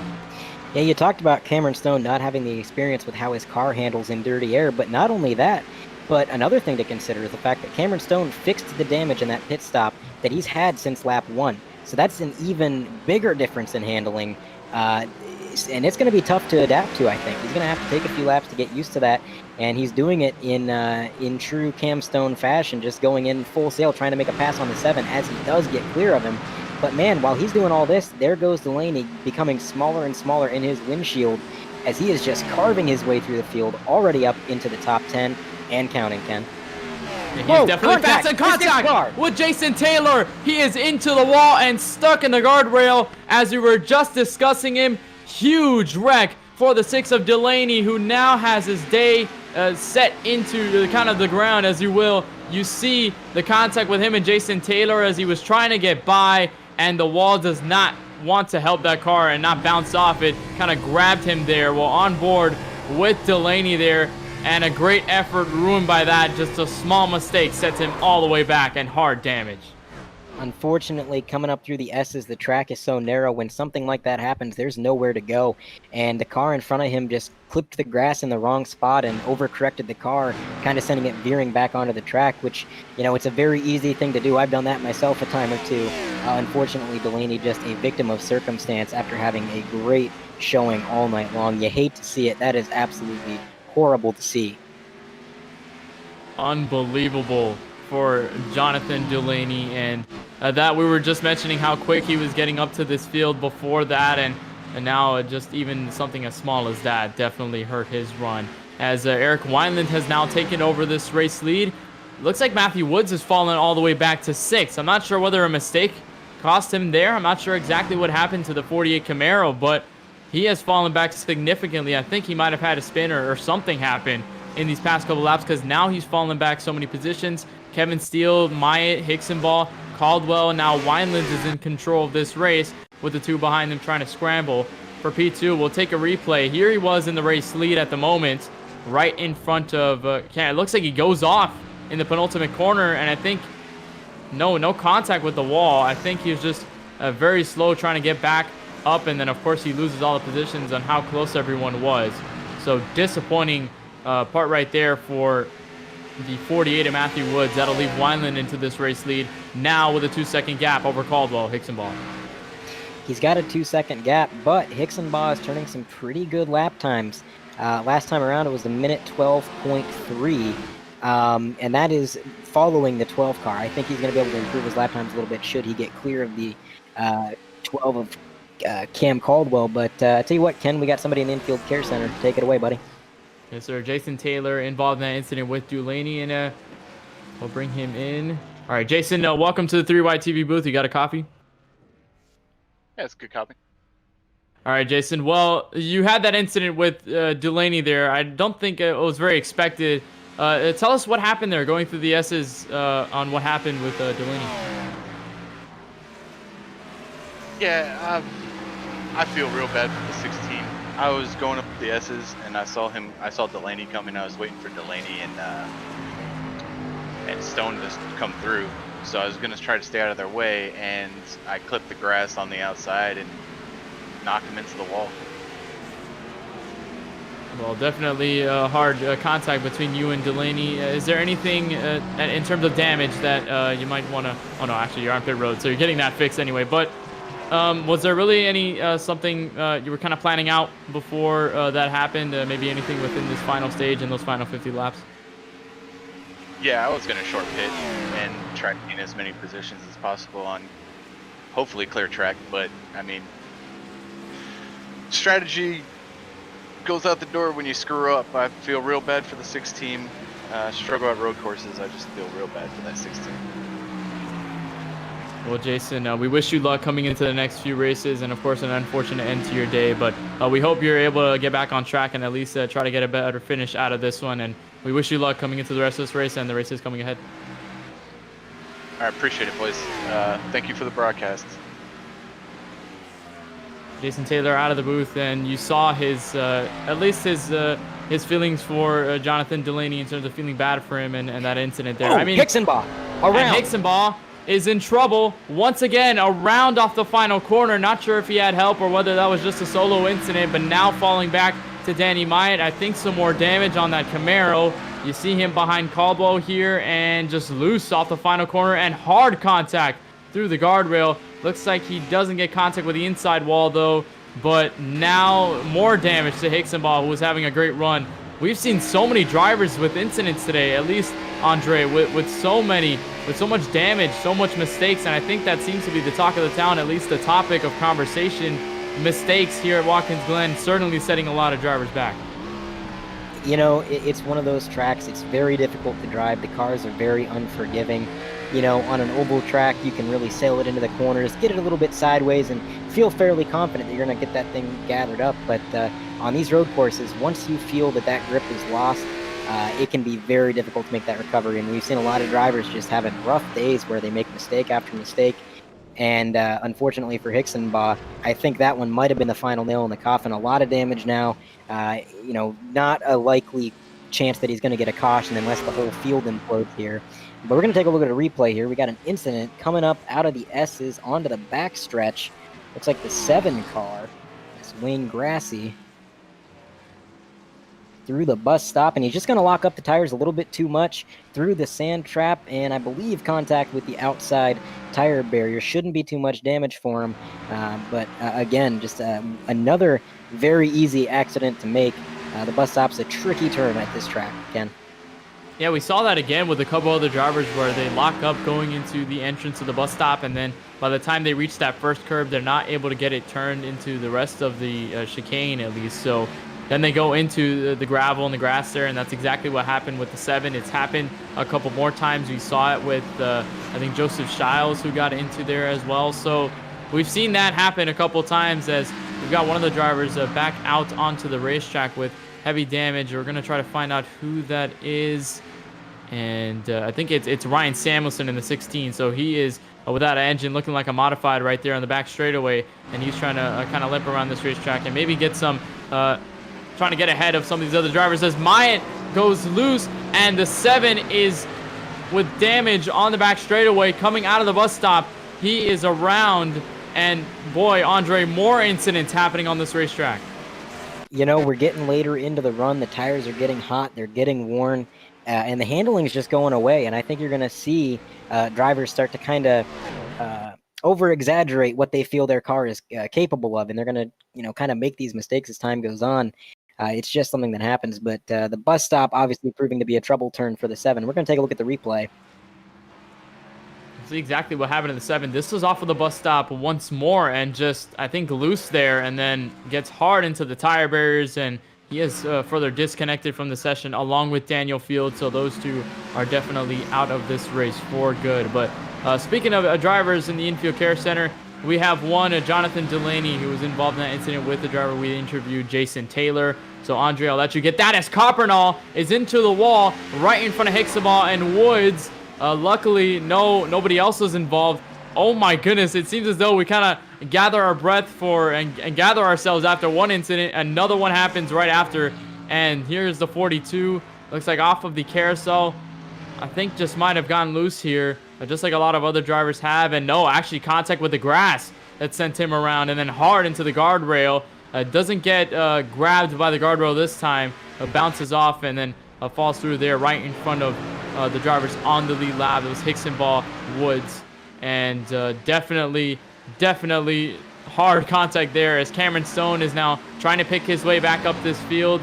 And Andre, while this is happening, we're going to take an interview with John Delaney, kind of get his feel on what happened there. Andre, take it away. All right. Jonathan Delaney, you got a copy, buddy? Yes, I do. An unfortunate end to your night. You were definitely one of the fastest cars on the track. We were talking about you all night. You worked your way through the field not once, but twice. A very impressive feat, but unfortunately, it all came to an end at the top of the S's. Can you walk me through what happened? Jason just got loose, hit the curb, and I tried to go to the outside of him, and I just had nowhere to go. So it rough ended for our race tonight, but we'll come back next week. Absolutely. Now, is your car completely totaled? Are you going to try to get back out there and salvage any points, or are you taking it back to the garage? We're done. We have some required repairs, so this will be it for our night. Alrighty. Well, I hate to see it. I'm very sorry that that's how your night ended. Like I said, you were putting on quite a show. But you know what? You've had a lot of speed these last few weeks, and I think going forward, you got some momentum you can carry, and we're looking forward to seeing what you can do. Thanks for your time. Yes. And Ken, while we were giving that interview, check it out. Cameron Stone up to 4th. He is charging through this field. What do you think? Yeah, definitely. He's definitely pounced on the mistakes that some of the drivers ahead of him made. You saw Danny Myatt go kind of around. You saw Hicksaball. You see a couple drivers ahead that made mistakes, and that allowed the 57 to gain time. Looks like he's finally got a handle of what that car is like in traffic, so now he's definitely catching on these guys. He got around Hicksaball. He got around this main train that he was stuck in for a while. Now catching up to the 48 of Matthew Woods. And I'll tell you, very, very large gap between first, second, third. You see 6 seconds, just about 6 seconds now between Wineland, your race leader, and Cameron Caldwell, who falls through in second. Then a couple seconds back to Matthew Woods. And then there is Cameron Stone right there in front of Hicksaball, Myatt, Steele, and Drumhiller there. So definitely catching up, and while that's going underway, we've kind of had ourselves more than 10 laps in this run after the conclusion of stage 2 and after the drivers went down pit road. So Andre, do we expect to see some strategy, maybe some drivers short pitting earlier than others and try to pounce on some of those guys up front? Definitely. You know, we heard the driver before said that he was planning on short pitting and trying to get as many positions as he could. I don't think he's the only one. I think you're going to see a few of these guys do that. But I think it will be a few laps before that starts. You know, we're on lap 56, so we're about 16 laps into the run. That's only about half of a fuel run, a little bit under halfway of a fuel run. So, yeah, it's going to be interesting. But, man, these lap times are quite interesting. I'm looking at Cameron Stone. He ran a minute 12.7. The leader Eric Wineland, a minute 13.0, so closing the gap, but does he have enough time? And can his pit strategy maybe help him close that gap? Does he short stop like we were talking about before? Yeah, it's definitely a great point to bring up for Cameron Stone if he's going to try a different strategy apart from the Ford Mustang up at the top of this board, Eric Wineland. But we've approached just halfway through this race. Pretty much the halfway point was lap 45. So we're going to take a run through of where everyone is right now in this top 10 and midway race break, starting with your race leader, Eric Wineland. This is the first time he's led laps in this race ever since the drop of the green flag. He was up there in the top 5. He's had a couple run-ins with Hicksonbaugh, Caldwell, and those guys in that section. But ever since that pit stop, he was able to get to this race lead, and he has not let go. Still making a huge gap, 7 seconds all the way to Cameron Caldwell. And just certainly a great run for Eric Wineland, who won the stage at Michigan, had a great run at Michigan last week. Definitely looking for a better one. Andre, you have Caldwell. And behind him, it's Cam Caldwell. In a race where a lot of drivers have been making mistakes and just getting those bobbles and kind of slowing themselves down, he's been very consistent, only made a few minor bobbles, and he's really capitalized on the people around him over driving. So he's putting on a great show of consistency right now in P2. Might not have the fastest setup on track, but he is definitely a force to be reckoned with. And then back to third is Matthew Woods, who we have seen emerge over mostly the second half of this race. We saw stage 2 had a phenomenal run and was really up there with this top 5, still up there with this top 5 in the top 3. So definitely better run for Matthew Woods than what he was in that first stage. He definitely probably was getting a handle of what his car was like. Now that he's got that under wraps, he's able to kind of get up on these leaders here. And definitely a fast Camaro for that 48. Looking at a top 3 right now for the back, Cameron Stone. Absolutely. Cam Stone, a driver that had his race turned on its end, dominating the first 2 stages, grabbing both of the stage wins with a huge gap behind a second place in both instances. He then sped on pit road as they came down for the final stage caution. And ever since then, he's been driving the wheels off that thing, trying to make up for it. And behind him, who's one of those drivers who was in this top 5, and he's still in this top 5, at least he was able to get back up. He was also one of the drivers who kind of had some struggles and some bobbles along the way. He spun a couple of times like we saw, especially off that final corner, which he has just gone by. He has had some struggles. You see the damage on his car already, but nonetheless, that damage has not really stalled his run whatsoever. He's been able to stay where he is and definitely working through this top 5. And you can't go any race in this Galaxy Cup Series without mentioning his 10 wins, as we got a driver down pit road. That is Kevin Steele, so it looks like he's going to start this pit cycle around. But then behind Hicksonbaugh, Danny Myatt in the 20. I talked about Danny a little bit earlier in the broadcast. I said look for him to have some unexpected speed, and here it is. He's up in P6. His lap times, a minute 13.3. That's about where you want to be at this stage in the run as the tires begin to wear. So, his consistency and his absolute knowledge of this racetrack has carried him through to a respectable position. And who knows, he's got a lot of race left to try and pick up a few more spots. And then back to 7th, you'll find Randy Drumhiller, who's had one of the more stealthier races, I'd say. He was in a good portion of this group. He was around some of the other cars, but he really was never able to capitalize, and looks like now was his opportunity. He has definitely succeeded in getting to this top 10. Currently sitting 7th right now. Very, very consistent run for that 30, and he's been able to gain some spots along the way. Currently at a very, very clean race car. He really hasn't had much damage on that Camaro, so definitely probably the night he is looking for. Currently 7th, and through this pit strategy, he might be able to gain some spots along the way, Andre. I agree. Behind him, you got Preston McRae in that 53 Joey Strong machine. He's had a little bit of trouble. You can see the rear end of the car is pretty beat up, but he has fought through it to get back up within the top 10. And he ran a minute 13.8 last time around, so still on par even with that damage, and an impressive drive from the 53. And also another impressive drive for the driver right behind him, just a couple car lengths back. The 09 of Damaris Hickenbottom was also in the top 10 at Michigan when we did our midway race break. So definitely keeping himself on that trend, and 2 in a row for him here at Watkins Glen. Actually currently catching Preston McRae, I believe, and another great night sporting that hashtag Joey Strong 09 Ford Mustang like we have seen on most of the cars in this field tonight. So definitely great run for the 09 of Damaris Hickenbottom. Just take that O off his number, and that's where he is right now on the grid, Andre. And rounding out your top 10 is the number 38 of Brandon Pierce. Got a little bit of damage to the front of that car, but I mean, other than that, his car is looking relatively clean for the track. He's had a pretty good night. He avoided some trouble early on, saved himself from an early end of the day, and now running in a respectable 10th position as he makes his way through the final 2 corners of the track. So that is a run through your top 10 right now. Watkins, Glen, all the drivers in their respectable positions, and definitely looking to change in these next couple laps, as now we're on board with Cameron Stone, who's now in hot pursuit of the 48 of Matthew Woods. He's been able to pick up, it looks like Cameron Caldwell is also in this mix, so another 3-car train, starting with the Camaro, ending with the Camaro with a Ford Mustang sandwiched in the middle. But we saw Kevin Steele down pit road while we were going through that top 10, Andre. Definitely interesting strategy. He's currently sitting 11th after pit road, so he has those fresh tires now. I believe he should be good on fuel till the end of lap 90, and I don't think we've seen any other drivers down pit road, so could that be definitely a short pit strategy for Kevin Steele to stay out once all these drivers cycle through? Oh, definitely. I think he's going to gain a few positions, because you got to think he's running about 2 seconds a lap faster right now with those fresh tires.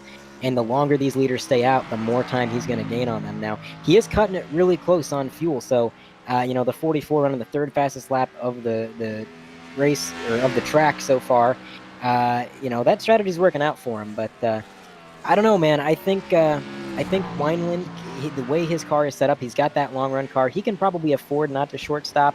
But some of these guys behind him, I think that could be the preferred move. Yeah, definitely. And you also have to account for the time between a lot of these drivers and the gaps that they have. Drivers further back may not have the best run, especially when the pit cycle happens, because if they're able to make a large gap and they go down pit road and let's say you're the driver that's staying out, much like Kevin Steele might be, then you probably won't gain as much time. You'll gain the time definitely, but you probably won't gain enough time to get track position on your hands. You'll definitely still probably be behind them if the gap is too large. Of course, as we see with the drivers 2nd, 3rd, 4th, the gap is almost non-existent between Woods and Cameron Stone, as the Cameron Caldwell looks to have fallen back a little bit further down.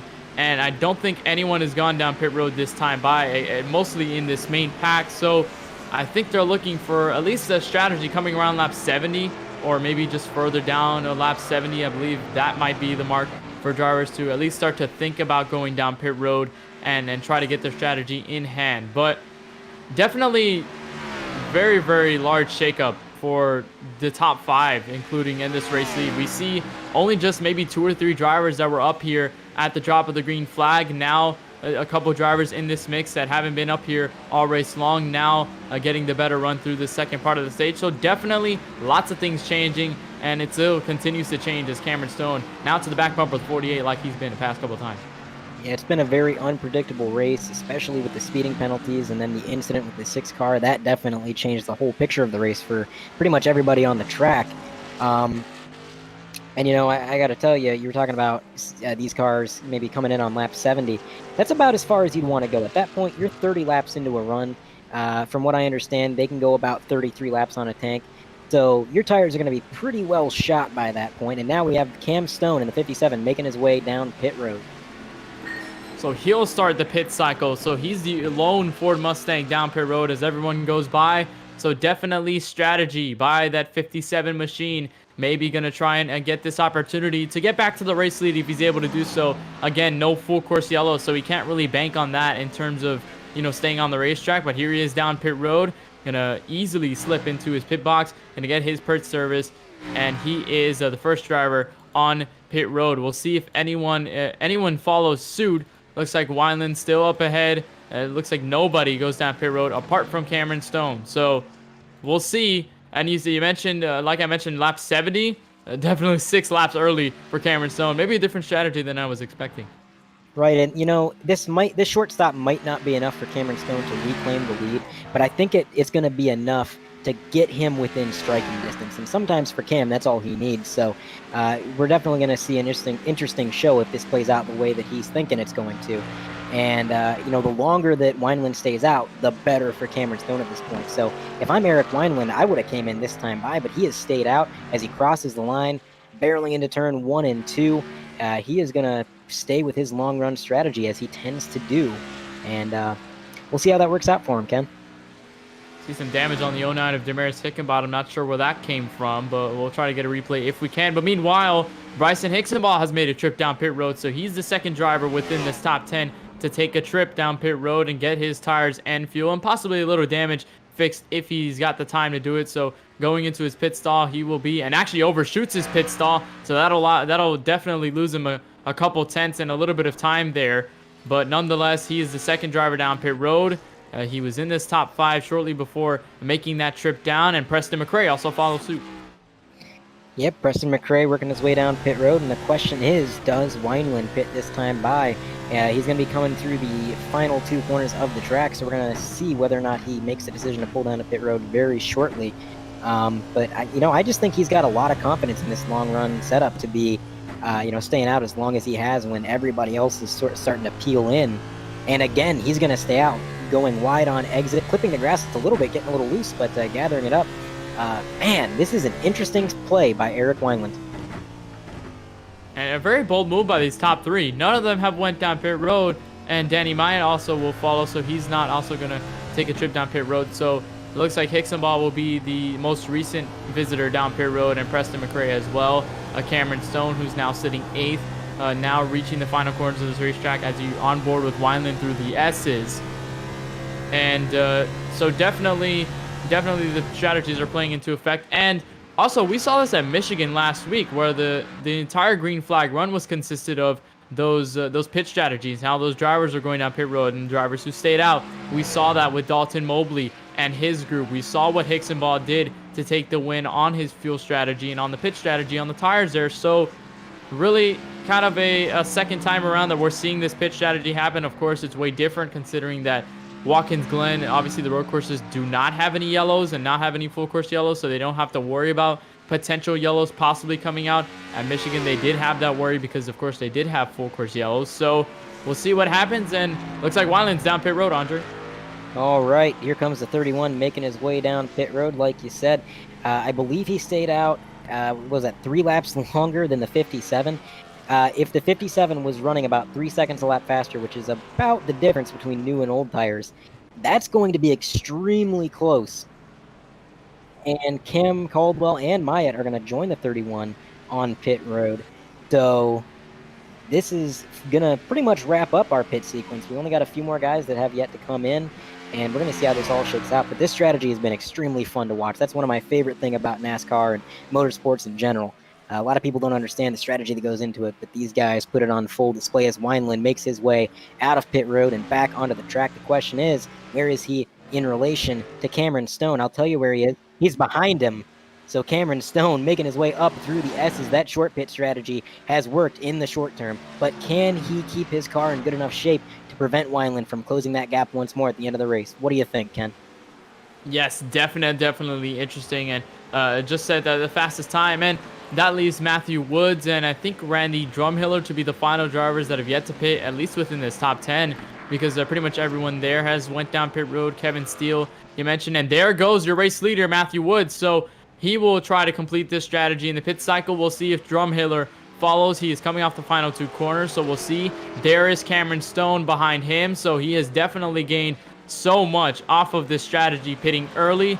And we'll see if Drumhiller goes down pit road, and no, he actually will stay out. So he'll try to extend this as long as he can through to lap 70. There's Matthew Woods down pit road and Cameron Caldwell. So definitely this will be the battle between Stone and Wineland if they're able to catch up to each other. They're currently just a couple car lengths and at least a couple seconds between each other and as well as Caldwell. So definitely interesting. Had a little bobble by Wineland there coming out of turn 1. He got way sideways and managed to gather it up, but that's going to cost him a little bit. This short run strategy or short stop strategy has worked out very well for Cam Stone right now, but by the end of this race, Cam's tires are going to be about 3 to 4 laps older than Wineland's, and that's going to be way in Wineland's favor, and you're going to see these guys come together. It's going to be fun. But we got a driver in the infield care center. That's Josh Coppernol, driver of the 42 machine. Why don't you take it away, Ken? And we're going to bring Josh Coppernol in. And Josh, welcome to the 3 White TV booth. You got a copy with us, first of all? Yes. All right, Josh. Well, it's certainly not the day you were hoping for here at Watkins Glen. You were involved in a handful of incidents. We saw you around a couple times on the track. Just walk us through what really happened there with your car and how the night really went so far. I am not a road course racer. Just really struggled all around. I didn't get as much practice as I wanted to. First day, kind of had a crazy day overall, but yeah, it just snapped loose on me a couple times, hit the wall. Just kind of ended my night early. Yeah, you talked about it snapping loose there. What would you say is the trickiest part of this track for you tonight? Oh goodness. There was a lot of corners, that I just really struggled with.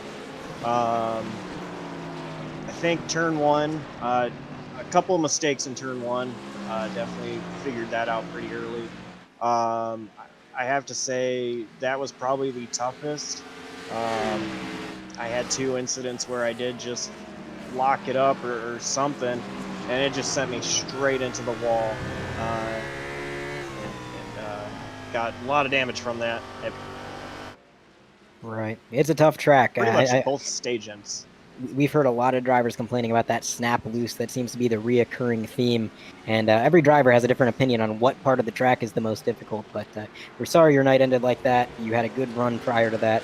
But we hope to see you do pretty well in these coming weeks. Thank you.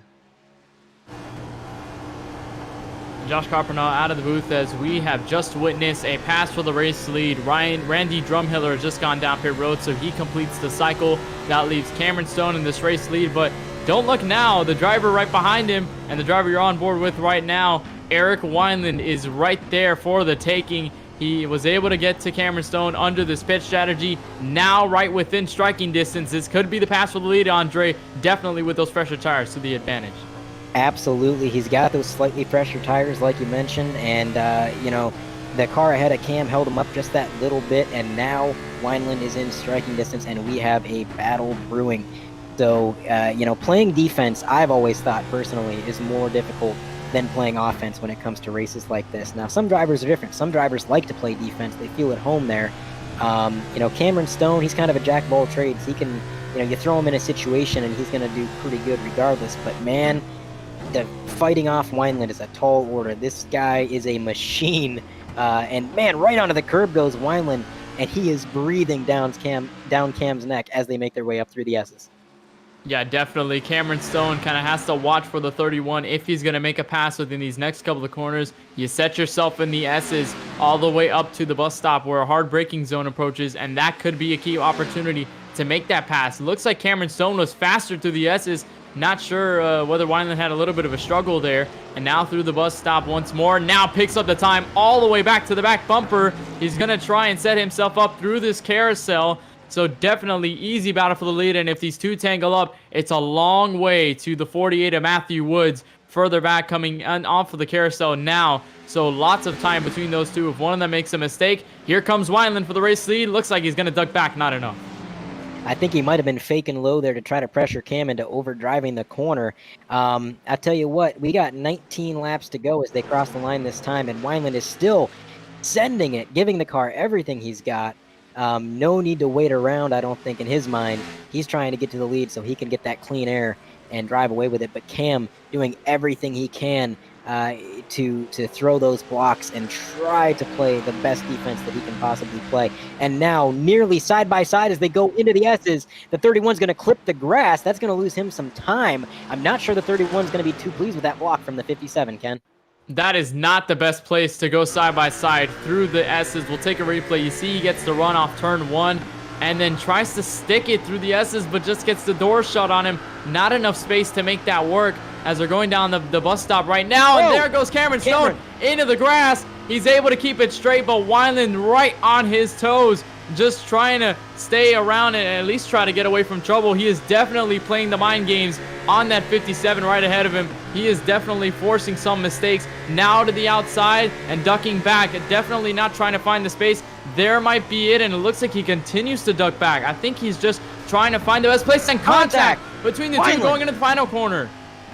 Man, Wineland absolutely nailed the rear end of that 57, giving himself quite a bit of front end damage in the process.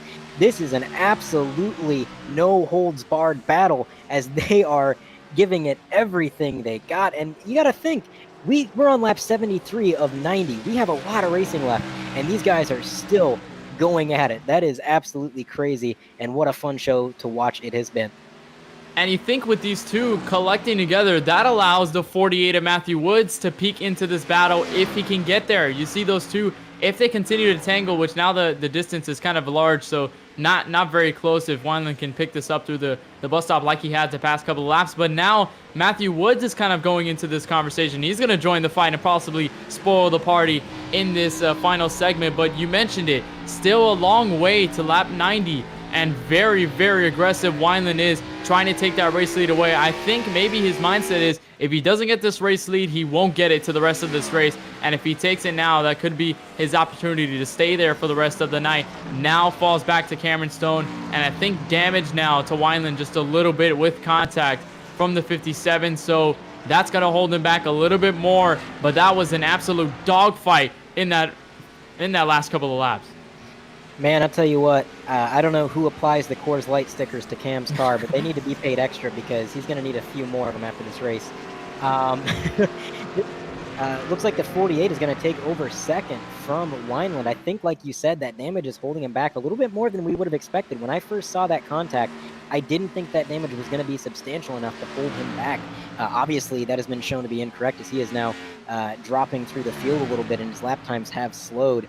That takes a little bit of pressure off of Cameron Stone, but I don't think that pressure is going to be off of him for long because that 48 is in the hunt.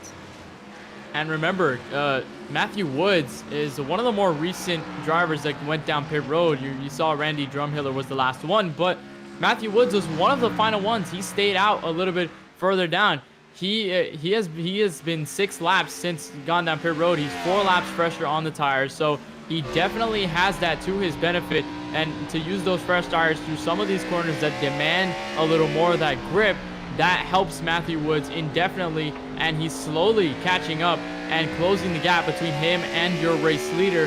So Cameron Stone had a bumper full of Wineland. He'll definitely have another challenger within these next couple laps as now Wineland goes down pit road, possibly for damage repair. I gotta think that's what he's doing. He's gonna go ahead and get some damage fixed up on that thing. Man, the 48 closing in a lot on the 57. That is exactly why short pitting is a double-edged sword. You saw how much he gained right out the gate. With that short stop, he went from, I believe, P3 up to the lead with actually quite a commanding lead, a few seconds back to second place. And then now that the tires have worn, the run has gone on, this 48 car of Woods, he's got the fresher tires, and he's going to have that advantage for the rest of the race. So Cameron is now fighting a bit of a losing battle, honestly. But we got a few cars down pit road. What do you got, Ken? Yeah, there's Eric Wineland who went down for damage repair. Definitely not the situation that 31 wanted to be in. He definitely at least wanted to be in the lead or to second place. Kevin Steele also down pit road. I think also to get some of that damage repaired on his Chevy Camaro. But Andre, we saw this at Michigan last week. The driver that kind of short pitted, that pitted earlier versus the driver who pitted later, and the gap kind of closing with the drivers on the fresh tires. We saw what happened with Dalton Mobley when he was trying to close the gap between himself and the race leader Hicksonball. It's a slow car there. That is Ryan Samuelson in the 16. But we saw that with Hicksonball and Mobley, where Mobley was consistently trying to catch him, and he was catching him every lap up until that final segment where he just worn out his equipment too early and he didn't have the advantage anymore. And then they were on that level playing field, and then Hicksonball had the advantage to lead all the way to the checkered flag. So if you're Matthew Woods, you have to start thinking about that. Maybe I don't want to use my things too early. Maybe I do have the fresher tires, but I can definitely waste it within this past couple laps, and that could allow the race leader to fall back through. I think if you're Matthew Woods, the best thing to do right now, continue hitting your marks like you have been doing this entire race. Try not to push each corner, and try not to force the issue, at least in these next couple of corners and to the rest of this race, really.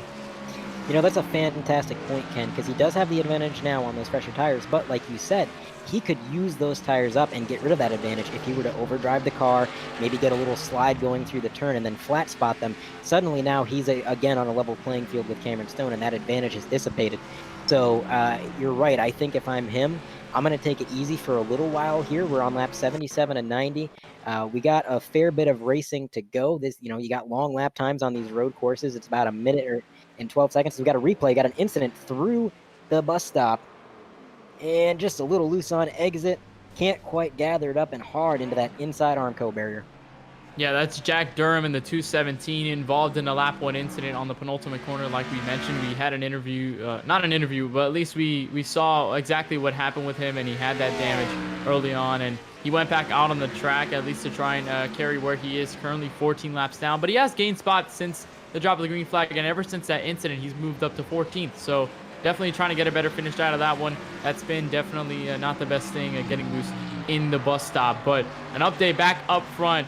The 48 is still there, and now there's a lap car going to play into effect. That is the 17 of Christopher Hamann, who's now going to be in front as we're on board with Cameron Stone. There is the gap between him and the front bumper of Matthew Woods. So definitely this continues to heat up.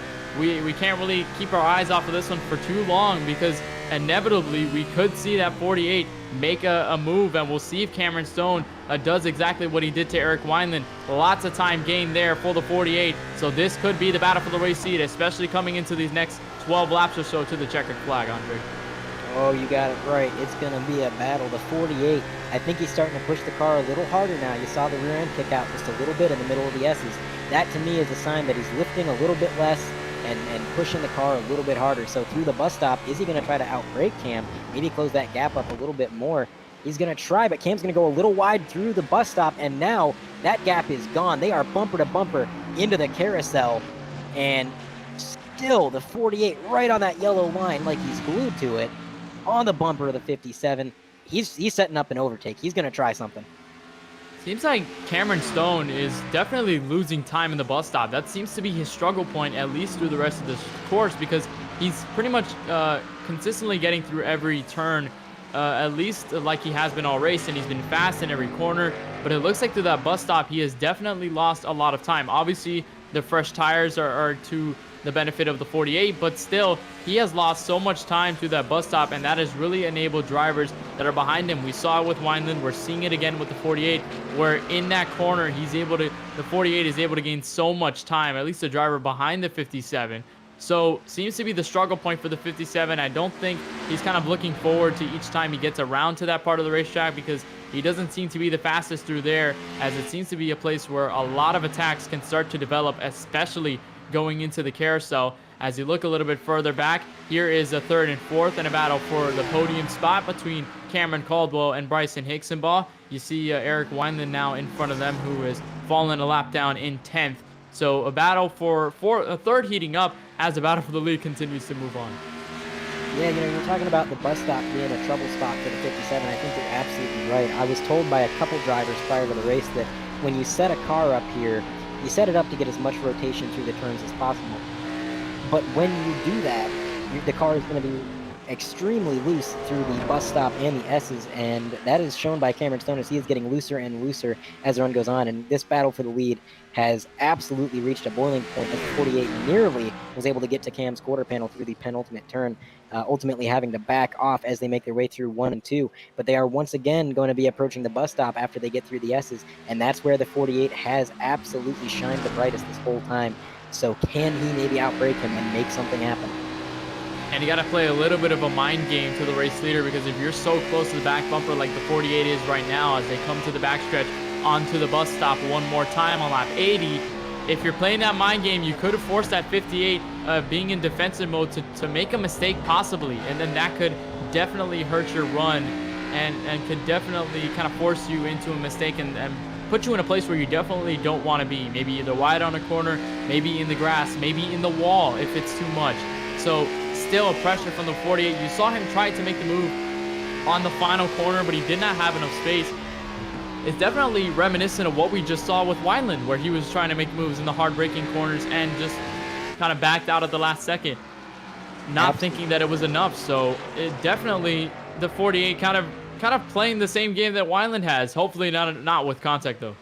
And that's the game you play when it comes to offense at Watkins Glen. One of the things that differentiates this road course from some of the other road courses is this is one of the fastest road courses in the world. As Cameron Stone gets a little loose coming out of turn 1, they're now going to be bumper to bumper going through the S's, but every corner on this track is relatively high speed, and what that means is there's only 1 or 2 really good passing zones, and anywhere else if you try to overtake that's not turn 1 or going through the bus stop, it's kind of a roll of the dice. Is it going to work? Is the person you're trying to pass going to give you the space? And it is a very difficult task to try and complete. But man, the 48 is really driving this thing on edge. Last time around, he sort of wheel hopped a little bit into the bus stop and gathered it up, didn't really lose any time. Now this time through the S's, I noticed him getting a little squirrely, and he is pushing that thing to its absolute maximum right now. And we have 10 to go. It's going to be 9 to go at the line. So we're running out of laps here. It is absolutely go time, Ken. You definitely need that time if you're Matthew Woods and trying to patiently get to the back of that 57. And now I believe he's pretty much realizing that the time is now starting to dwindle. So it seems like now he has to push. Now he has to get to the race lead, or else it's pretty much over and he possibly could fall to second. So trying to outbrake him in a turn 1, we'll see how they fare. We saw the 51 get a little bit loose. Seems to not be the case though. And the 48 had a little bit of a bobble up. There it was, pushing it to the limit could definitely unsettle the car, or definitely kind of force you into a mistake. That's exactly what happened there with Matthew Woods. Now he's falling back. He's got to gain all that time back up that he just lost. Yeah, I mean, turn 1, it is one of the most difficult corner exits on the track because it is the slowest corner exit, and getting up through the gears without over-revving and spinning those tires is an incredibly difficult maneuver. So you're going to see that happen a lot as we have tonight. Now the 48 maintaining the gap that he has been in since his mistake in turn 1. We're going to see if he can maybe make another push, although I have a feeling he might have used up his tires pretty good making that charge he's made the last few laps, Ken. And you mentioned that turn 1 is the slowest exit that you see on this racetrack, and how quick this racetrack is, as now the battle for third has heated up between Hicksonball and Caldwell. Looks like Hicksonball will take that spot away. We'll see if Caldwell is able to retaliate and take that spot back. If he's able to do so, looks like he's going to lay back, probably try another attack later on in the next couple of corners. But you mentioned it, Andre, that this track is the fastest road course that really we see. Sonoma has a lot more slower corners, so you see a lot of hard braking opportunities. You mentioned the hairpin, and the other hairpin that is now with the new Cup Series layout at Sonoma that we went to earlier this season. So definitely you have to kind of set yourself up for a faster approach through a lot of these corners, especially, and corners that really can set your car up for disaster. Because when you have slower corners, of course, you can have trouble getting up through the gears and kind of over revving the race car. But then when you're through the fast corners here at Watkins Glen, you can also, get loose off the corner, get a little bit of slide going, and possibly go around. And especially through the S's, where we saw a lot of drivers get loose, it has definitely been prevalent, especially through that carousel as well. So definitely not out of the cards in terms of mistakes. Now Woods is still falling back. He has not been able to gain the time back up, as Hicksonball makes pass for third. Hicksonball with an amazing recovery after a kind of a marred race, in my opinion, making a lot of mistakes, getting caught up in some stuff. To be where he's at right now and make that recovery is an impressive drive. And, that's kind of the thing you expect to see out of a guy with 10 win stickers on his driver rail there. But you're right, the 48 has not closed that gap too much. I think he might have gained a tenth or two, but nothing extreme like before. So right now, as they make their way through the S's, it is going to be Cameron Stone maintaining his pretty dominant lead. And I think this is the first time since the end of the last stage that Cameron Stone's been able to breathe. And now that he has that breathing room, that can definitely kind of relax his muscles a little bit and kind of focus more on hitting his marks rather than trying to play the defensive game on the 48 of Matthew Woods. So we'll see if he's able to kind of coast all the way back and at least keep the 48 at bay to take a checkered flag and sweep the weekend. Definitely a history will be made if he's able to do that. He won last night's truck race, and definitely a beautiful Coors Light paint scheme on his truck. and definitely another beautiful paint scheme to run on the Ford Mustang. He has been to victory lane with that F-150, trying to do so with the Mustang tonight, and if he's able to do so, it will be the first time we'll see a sweep between a winner in the Truck Series and the Cup Series in the same weekend. As Matthew Woods is around on the final corner, that'll definitely allow Cameron Stone to get a further breather in, as looks like he was trying to push a little bit too hard. Definitely no help. He was all by himself, got loose, and around he went on the final corner. Definitely not what you were looking for, especially running for the race lead in these closing laps. Yeah, you hate to see it. Looks like just a bit of overcorrection. The car started to skid to the right. He turned to the left to fix that, and then it just gripped, and it went right off into that runoff, impacting that tire barrier. And that's going to be a lot of damage. If his engine didn't blow, he's not going to have much pace. So just a horrible end to his day, as he's actually fairly damage-free. That car looks a lot better than I expected. That tire wall must have given a ton when he made that contact. So right now, I believe he's actually going to maintain his second place position, which is quite incredible, as the leader now coming up on lap traffic, the 217 of Durham. But nobody really to challenge him, so he can take his time to get around that lap traffic. Yeah, this is exactly the same place he was in around stage 1, where he was all the way in the front of the field, all by himself, a large margin, and he's able to relax and try to take his time, at least driving this course and staving his car for the end of this race. And the next 4 laps ahead. So 4 laps to go, just 5 laps to go now for Cameron Stone to take a win here at Watkins Glen. Of course, Matthew Woods, you mentioned with that incident, falls back, but he's lost time to Bryson Hixenbaugh, so Hixenbaugh can try to attack now that he's pretty much pressure free ever since Caldwell fell back, and I think he also had a mistake as well that set them apart. So Hixenbaugh is now going to try to pounce for a second place finish. Of course, a podium will be great, but any position further up the grid will definitely help in terms of continuing his cushion into the point standings, although he's locked in. So Cameron Stone just needs 5 laps to do it. He's been perfect pretty much all race long. He's had a little bit of run-ins. He's now with damage on the back bumper like he was in turn 1. Maybe that kind of helped him out, Andre. Maybe it was kind of the same damage that he had in stage 1, so that maybe kind of helped him feel a little better. Yeah, maybe he got used to it in stage 1, and then when it got fixed, maybe he just wasn't feeling very comfortable with it. So maybe a turn of luck to get that damage back on the rear end. But I tell you what, if Hixenbaugh can get around Woods for second place, I don't see any way he could complain about a second place finish after the night that he's had. A lot of struggles, a lot of adversity, and to work his way back up into P2 would be nothing short of incredible. Even if he stays in third place, that's still impressive. So an interesting up and down roller coaster night for the 63 of Bryson Hixenbaugh.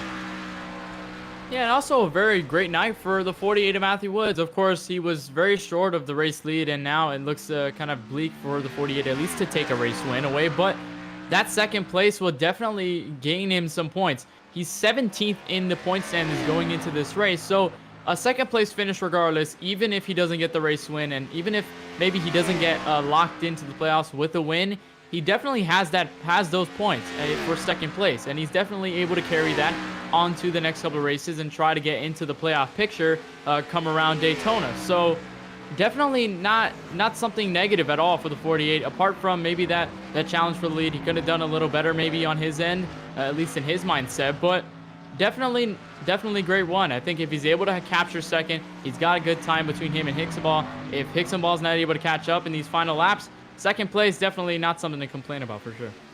Oh, definitely not. And, he's gaining points and he's gaining confidence. This is a driver that's 17th in points, like you said, and he was out there duking it out with the leader at a track as difficult as Watkins Glen. If I'm him, I'm feeling pretty good right now, even after that mistake. I'm thinking, I've got what it takes, and I'm going to be coming into the next few weeks with just this absolute confidence. And, when it comes to stock car racing, I think confidence plays a huge part in your performance. So I am absolutely excited to see where he goes from here. You're looking at Cameron Stone on board in-car cam with him as he just got around Damaris Hickenbottom. He has now put him a lap down. Damaris is in 9th, and he stayed there. Ever since we went through that midway race break, he stayed there in 9th. He's been able to keep himself up. Of course, some more damage from the last time we saw him, but you see him now getting lapped by Cameron Stone. He was able to keep that 9th place. Another top 10 run for the 09 team, and Hickenbottom, that would be great for him. So Very, very large margin. Now up to 9 seconds between Stone and Woods as we're approaching 2 laps to go here at Watkins Glen. There'll be 2 more trips around this road course, and it'll be a win and a weekend sweep for Cameron Stone in his Coors Light Ford Mustang. Matthew Woods second, Hicksonball in third, Cameron Caldwell falls to fourth. Danny Myatt, like you mentioned, Andre, you had confidence in him. You had a prediction that he would be here up front and kind of upset a couple of these guys, and he's done so. Top 5 run for him. How about that? Absolutely impressive. I'm glad to see him get that run. You know, he had kind of a rough break at Michigan, and now, you know, climbing his way back up the ladder and showing that, hey, I'm here, I can do this. And, you know, you'll love to see that. But, man, right now, Cameron Stone, you mentioned his absolutely dominating lead. You got to think he's just, you know, if I was Cam, I would be cruising. I'd be out here running like 114s, 115s, making sure I don't wreck.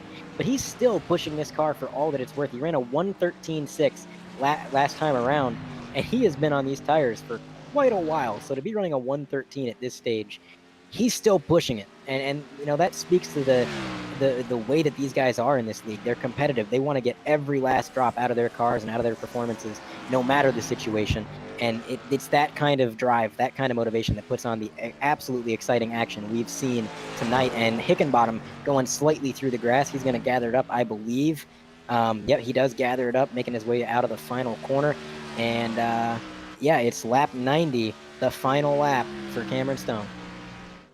White flag for the 57 of Cameron Stone, who's been practically perfect all race long. He was perfect in the truck race last night, and he really had no challengers. Had a different running this time, though. He had a couple drivers to face off with, but ever since he's gotten by and ever since he put that short pitch strategy to use, he has been able to stay out front and continue his dominance here at Watkins Glen. Gonna make a trip through the bus stop for the final time. So the point that he struggled with in this race, he's gonna have that over his back now. No more need to deal with that all the way through the rest of this regular season, at least until we get to the Roval. But down to the carousel for the final time. Stone perfect through each and every corner. Gonna get to the final 2 with ease and definitely nobody to charge behind. Woods is too far back, a 9.5 second gap between the two. Cameron Stone through the final 2 corners here at Watkins Glen. The 57 of Cameron Stone will walk off the final corner. The Silver Bullet will take a weekend sweep off the final corner here at Watkins Glen. Winning the Truck Series, a winner in the Cup Series. Cameron Stone gets it done for Joey Strong. Absolutely impressive drive behind him. It's looking like Woods is going to hang on to that second place finish with an impressive run. And behind him, Hicksonbaugh pretty much securely in third. Cam Caldwell in fourth, although being challenged currently. Myatt is coming up into fourth, so we've had a pass. Myatt is going to take fourth place away from Caldwell.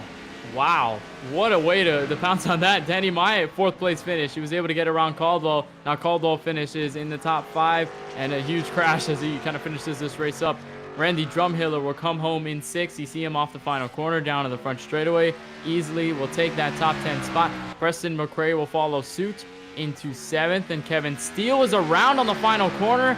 Obviously no position lost. Thank goodness for the 44, but he's able to limp it back around to 8th. Looks like Damaris Hickenbottom will finish 9th, and of course the rest of the field laps down. But the man in focus is the driver who's just made history by winning the Truck Series and the Cup Series in the same weekend. A weekend sweep for that 57 Coors Light Ford Mustang of Cameron Stone. He's going to go back around the corners and have a little burnout and a little celebration, possibly with a Coors Light in hand, down to victory lane. What a race, Andre. That was unbelievable. Absolutely. There's no possibly about it. I guarantee Cam's already got one in his hand, so he's gonna celebrate this one tonight for sure. He's been really down on himself about the tough luck he's had these last few weeks, and to come back and win it at Watkins Glen, a track where I think he thought Wineland and Hicksonbauer were going to have the advantage on him. He's got to be absolutely ecstatic because he's now burning it to the ground right at the line. So another win for Cameron Stone comes here at Watkins Glen, and he burns it down, and a very deserving victory. And that must feel great considering that not only does he have the speed that he's won one of the more special races that it's dedicated to Joseph Palmer. So definitely that must feel good for Cameron Stone to take a win in tribute. Amazing, amazing effort by Cameron Stone. When we come back, we have more coverage for you here on 3Y TV. We'll go over the interviews with the top drivers and, of course, your race winner, Cameron Stone. And we'll have more post-race coverage coming up next. You're watching the Galaxy Cup Series live from Watkins Glen on 3Y TV.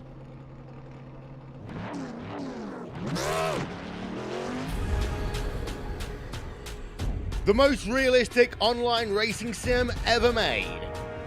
This is iRacing. Detailed laser scan tracks, fully dynamic real world cars, and over 50 series to choose from.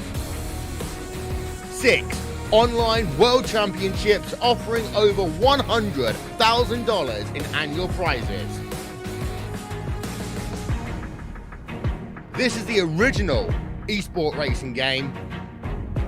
This is iRacing.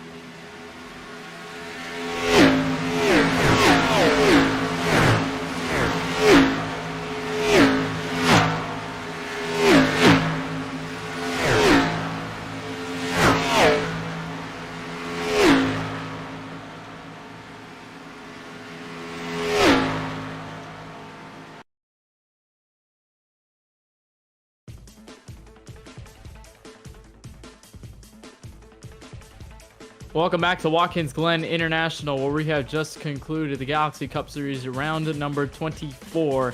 And your winner, Cameron Stone, comes home with a weekend sweep, finishes first in the Truck Series, comes home with a win in the Galaxy Cup Series. An amazing effort from that Silver Bullet Coors Light Ford Mustang. We're going to try to bring him into the booth. He won Stage 1, won Stage 2, moved back to the back of the field after the pit stop, and came all the way back to a race win. We're going to bring him in. Cameron Stone, welcome to the 3Y TV booth. You got a copy with us? Yes, sir, I do. Cameron, you've had a fair share of interviews within this race. You were winner Stage 1, winner Stage 2, and now you're a winner in the race entirely. First of all, congratulations on your victory. A phenomenal performance for you. And I want to ask you first about that pit strategy going into the second half of the race. Especially coming around lap 60, I'd say 67 up to lap 70, and your battle with Wineland and Woods coming to the end. Tell us how that strategy went for you, and kind of the things that went along with you behind the wheel, having that challenge from Wineland and Woods in those final laps. Well, I sped onto pit road at the end of Stage 2. I had to go to the rear of the field, so I was, kind of picking my spots and getting back through the field.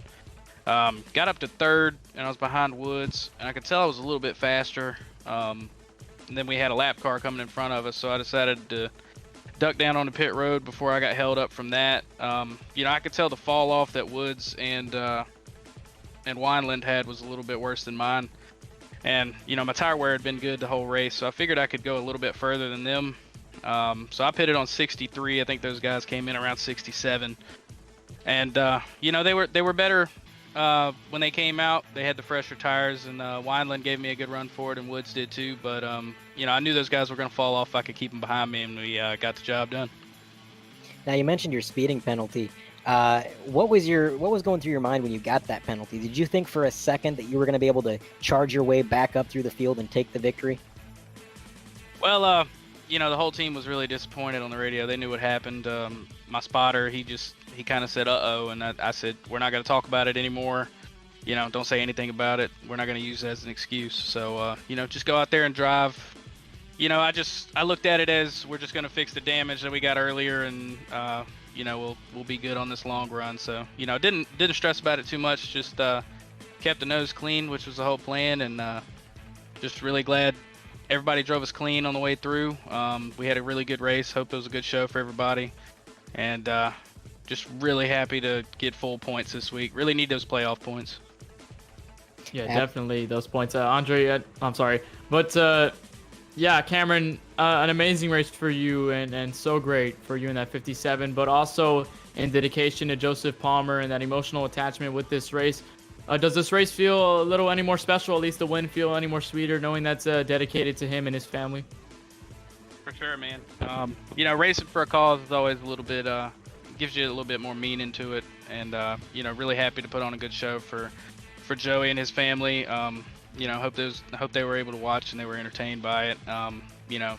Whoever would have won tonight would have dedicated it to them. Just thoughts and prayers going out to them, and hope everything turns out well. An amazing race for you, Cameron Stone. Congratulations on a victory here at Watkins Glen. Of course, we hope to see you coming from here on out to the rest of the season onto the playoffs. And you said a very, very great points and a full points day for you and your team. So definitely that'll be something that'll contend to momentum. And of course, your weekend sweep, that must feel good for you. Making history in the Galaxy Cup Series and the Truck Series for winning both races in the same weekend. So congratulations to you. We hope to see you coming to the next weeks, and just celebrate your victory, bud. Thank you, guys. Cameron Stone out of the booth, and he finishes first, takes a checkered flag here at Watkins Glen. Andre will follow back to Matthew Woods, who finishes in second. I know probably not the one he wanted, considering that he definitely wanted a race win, but to fall back to second definitely won't hurt him at all, and I think we'll try to find him. And I'm not sure whether he's in any one of the voice chats, so not sure whether we'll take an interview. It an early night. Yeah, might have, but definitely second place. Definitely a great run for him, and to hold on after his spin on the final corner, that must feel good, at least considering the fact that he didn't lose too much time to Bryson Hickson-Ball. But we'll go back to Bryson Hickson-Ball, and he is in one of the one of the voice chats. So we'll take him to the waiting room and bring him into the booth. Andre, you got it. All right, Bryson Hicksonbaugh, you got a copy, buddy? Yes, I do. Bryson, what a comeback after a mistake-filled race. You had a lot of adversity early on, damage on both sides of the car and the rear end, and yet you fought back to get up into P3, almost hunting down P2. How difficult was it to wheel that wounded horse up into the podium position? It was really tough. The first damage didn't actually feel that bad, even though I thought that I was going to be done after I hit it. But the second damage, when I got it on the left front, it just killed the car, going through all the corners, so much speed loss and so tight. And it was just doing everything I could to wheel it and hold off guys. When I short pitted, got fresher tires and got out in front of guys, and then they were running me down. It was just everything I could to hold on to it. Absolutely. Now, obviously, not bringing home the win shouldn't be too devastating. You got a comfortable points lead heading into the playoffs, but obviously we're all competitive in this league. We all want to take home the W. Do you think that if you had more time, if this race had been 10 more laps or so, maybe 15, that you could have tried to get to Cameron? Probably not. I think I could have raced with Cam if I didn't wreck so many times. I really did it to myself. A lot of unforced errors. If I didn't have the damage, I maybe could have raced with him, but he was very good all week, and he put a lot of time into it, and he was fast, won the pole, and just took off. Absolutely. Well, congratulations on the P3. You can never complain about a podium, and what a comeback it was. Good job, BX. Thank you. And we're gonna put there him was back. the interview. Yeah, We're there gonna was put the him back. interview with Bryson Hicksonbaugh, who finished his third. We'll try to get to Matt Woods, but definitely definitely not going to be in the interview. I don't think we'll be able to catch up with him. We'll fall back to Danny Myatt, who I'm not sure whether he's also in the waiting room, so I don't think we'll get an interview with him as well, unless he's able to go through. And we'll fall back to Cameron Caldwell, and I don't believe he's also in the waiting room either, so I don't think any interviews with him also. We'll fall back to Randy Drumhiller. I found him. All right, there he is. So Randy Drumhiller's here, so we'll get an interview with him. I believe our final interview of the night. Sorry to have a little bit of struggle getting everyone in, but we'll bring him in. And Randy, welcome to the 3Y TV booth. You got a copy with us, first of all? And Randy, welcome to the 3Y TV booth. You got a copy? Oh boy. Well, definitely. Oh, I guess we'll try to bring Preston. All right, we'll try to get Preston. We'll try to get Preston in. Definitely not a lot of people wanting interviews after a tough race at Watkins Glen, but Preston's in here. Preston, welcome to the booth. You got a copy with us? Yeah, man. What's up? All right, Preston, you finished 7th. You're finally one of the drivers to get an interview with us. We fell all the way back to 7th to get it, but Preston, a wild race for you in that 53 machine. I remember looking at it in the practice session because you had the word Joey across your entire car as opposed to Ally, which is usually on the Jimmy Johnson cars. But tell us about your night. I know that you've had kind of an up and down race. You were kind of up there for a while. I know you were kind of in a tangle with a couple other drivers in some of the main packs. You were a good portion of some of the battles on the racetrack. Tell us how that car felt, especially going down that long run all the way to lap 90. Actually, it started off great, and then it just started falling off, and I don't know what it was. I missed some of the stuff, apparently. I was fighting it most of the night, and yeah, it was just battling with everyone was fun, too. I don't know what else to say, man. It's been a crazy, chaotic night. Definitely a chaotic night for you, but you're sitting 4th in the point standings right now, coming into this race, and with the 7th place finish is definitely going to help you in the point standings and to stay there for the most part. Is now that we're pretty much gone from the road courses apart from the playoffs and the Roval, now that you kind of have this stretch of ovals, is there kind of any mindset you're kind of carrying into there, knowing that now road courses are kind of finalized, at least for the most part, and going into there to kind of cap off the regular season on a high note? I'm just going to try to do the best I can. I'm pretty good at Dover, pretty decent at Bristol, but Darlington's going to be a rough one for me, so I'm not really looking forward to that. but I'm going to try to carry as much momentum forward as I can and see what happens. Also, too, getting stage points tonight was also a big help because I rarely, here the last few weeks, have not gotten stage points. And definitely that'll help your case in terms of the point standings. And a great race for you in that 53 car. We hope to see you coming into the next couple weeks. And before we let you go, any sponsors, anybody you'd like to thank for making this effort possible? Yeah, I'd like to thank all the admins, Josh, Brian, Kevin, and just because they put on a great league, and this is an awesome group of guys to race with every week. All right, Preston, we'll let you off with the 7th place finish, and hopefully we come to see you in these next couple of races going to the playoffs. And we know you're already locked in, so definitely going to be a force to be reckoned with going into those next couple of races. We hope to see you through those next couple of races. Good luck, bud. Thanks, man. Preston McRae out of the booth. He, I guess, will be the final driver since we fell all the way back to 7th since some of the drivers were not available to be interviewed. But Andre, kind of going over this race in general, what a night we've had here at Watkins Glen. We've had lots of ups and downs, lots of unexpected incidents. We saw so many drivers getting involved in trouble, drivers spinning, drivers getting damaged. We saw Higginball fight all the way back to a 3rd place finish, and there is your race results on the screen. There's Cameron Stone with a win, Matthew Wood 2nd, Higginball 3rd, Danny Myatt with a top 5 finish. Cameron Caldwell sticks to the top 5 after getting passed by Danny Myatt on the final lap. Randy Drumhiller falls to 6th, then Preston McRae, who we just interviewed, finishes 7th. Kevin Steele 8th. Damaris Hickenbottom finishes 9th in the first car, 1 lap down. And Eric Wineland, after a tough battle with the race leader Cameron Stone, finishes all the way back in 10th. Not the night that Wineland wanted to see. You know, he had a great run early on. Just that damage did it in for him. Rounding out your field here, we got Brandon Pierce in 11th, Ryan Samuelson in 12th, Christopher Haman in 13th, Jack Durham in 14th, Wayne Grass, Daniel Fields, Jason Taylor, Jonathan Delaney after a heartbreaking incident in Stage 2, and Josh Coppernell, and then Joseph Shiles is going to round out your top 20. So those are the final drivers to finalize this 20-car field here at Watkins Glen, and those are the final 2. Cody Bird, Dave Fuge, 21st, 22nd will round out this field. Dave Fuge, I don't think started the race. He's 90 laps down, so definitely did not really record a lap here. But Andre, an intense race nonetheless here at Watkins Glen, and we saw drivers, like I said earlier, got into incidents, drivers spinning out, drivers getting damaged, drivers trying to battle with each other. But what a race from Cameron Stone, phenomenal performance, and what a great race on a road course in general. Man, that's one of the reasons I love this track. You mentioned it was unpredictable. It was an up and down night for a lot of these guys. And that's what Watkins Glen brings, man. You got one of these really fast road courses where, you know, mistakes can be detrimental, but they're so easy to make. It's just a fantastic race circuit, and the drivers in this league put on a wonderful show. Yeah.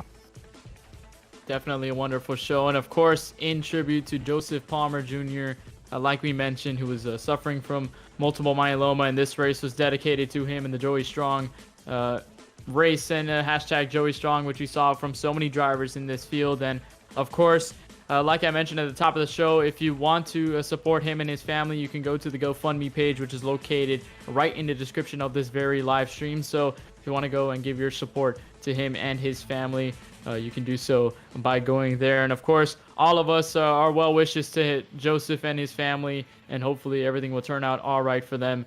And this race definitely showed some of the best of this league. Definitely a race to be proud of for a lot of us here and on the track and in the booth as well, Andre. So for everyone here at the Galaxy Cup Series, for Cameron Stone for getting the weekend sweep here at Watkins Glen, for all the people that make this possible, for 3Y TV, Carlos Acosta for pushing the buttons, for Andre Grambush in the booth, my name is Kenneth Bueno saying good night from Watkins Glen. We'll head to the Monster Mile next week at Dover, and we'll see how the drivers fare back on the oval side of things. Good night and stay safe. See ya!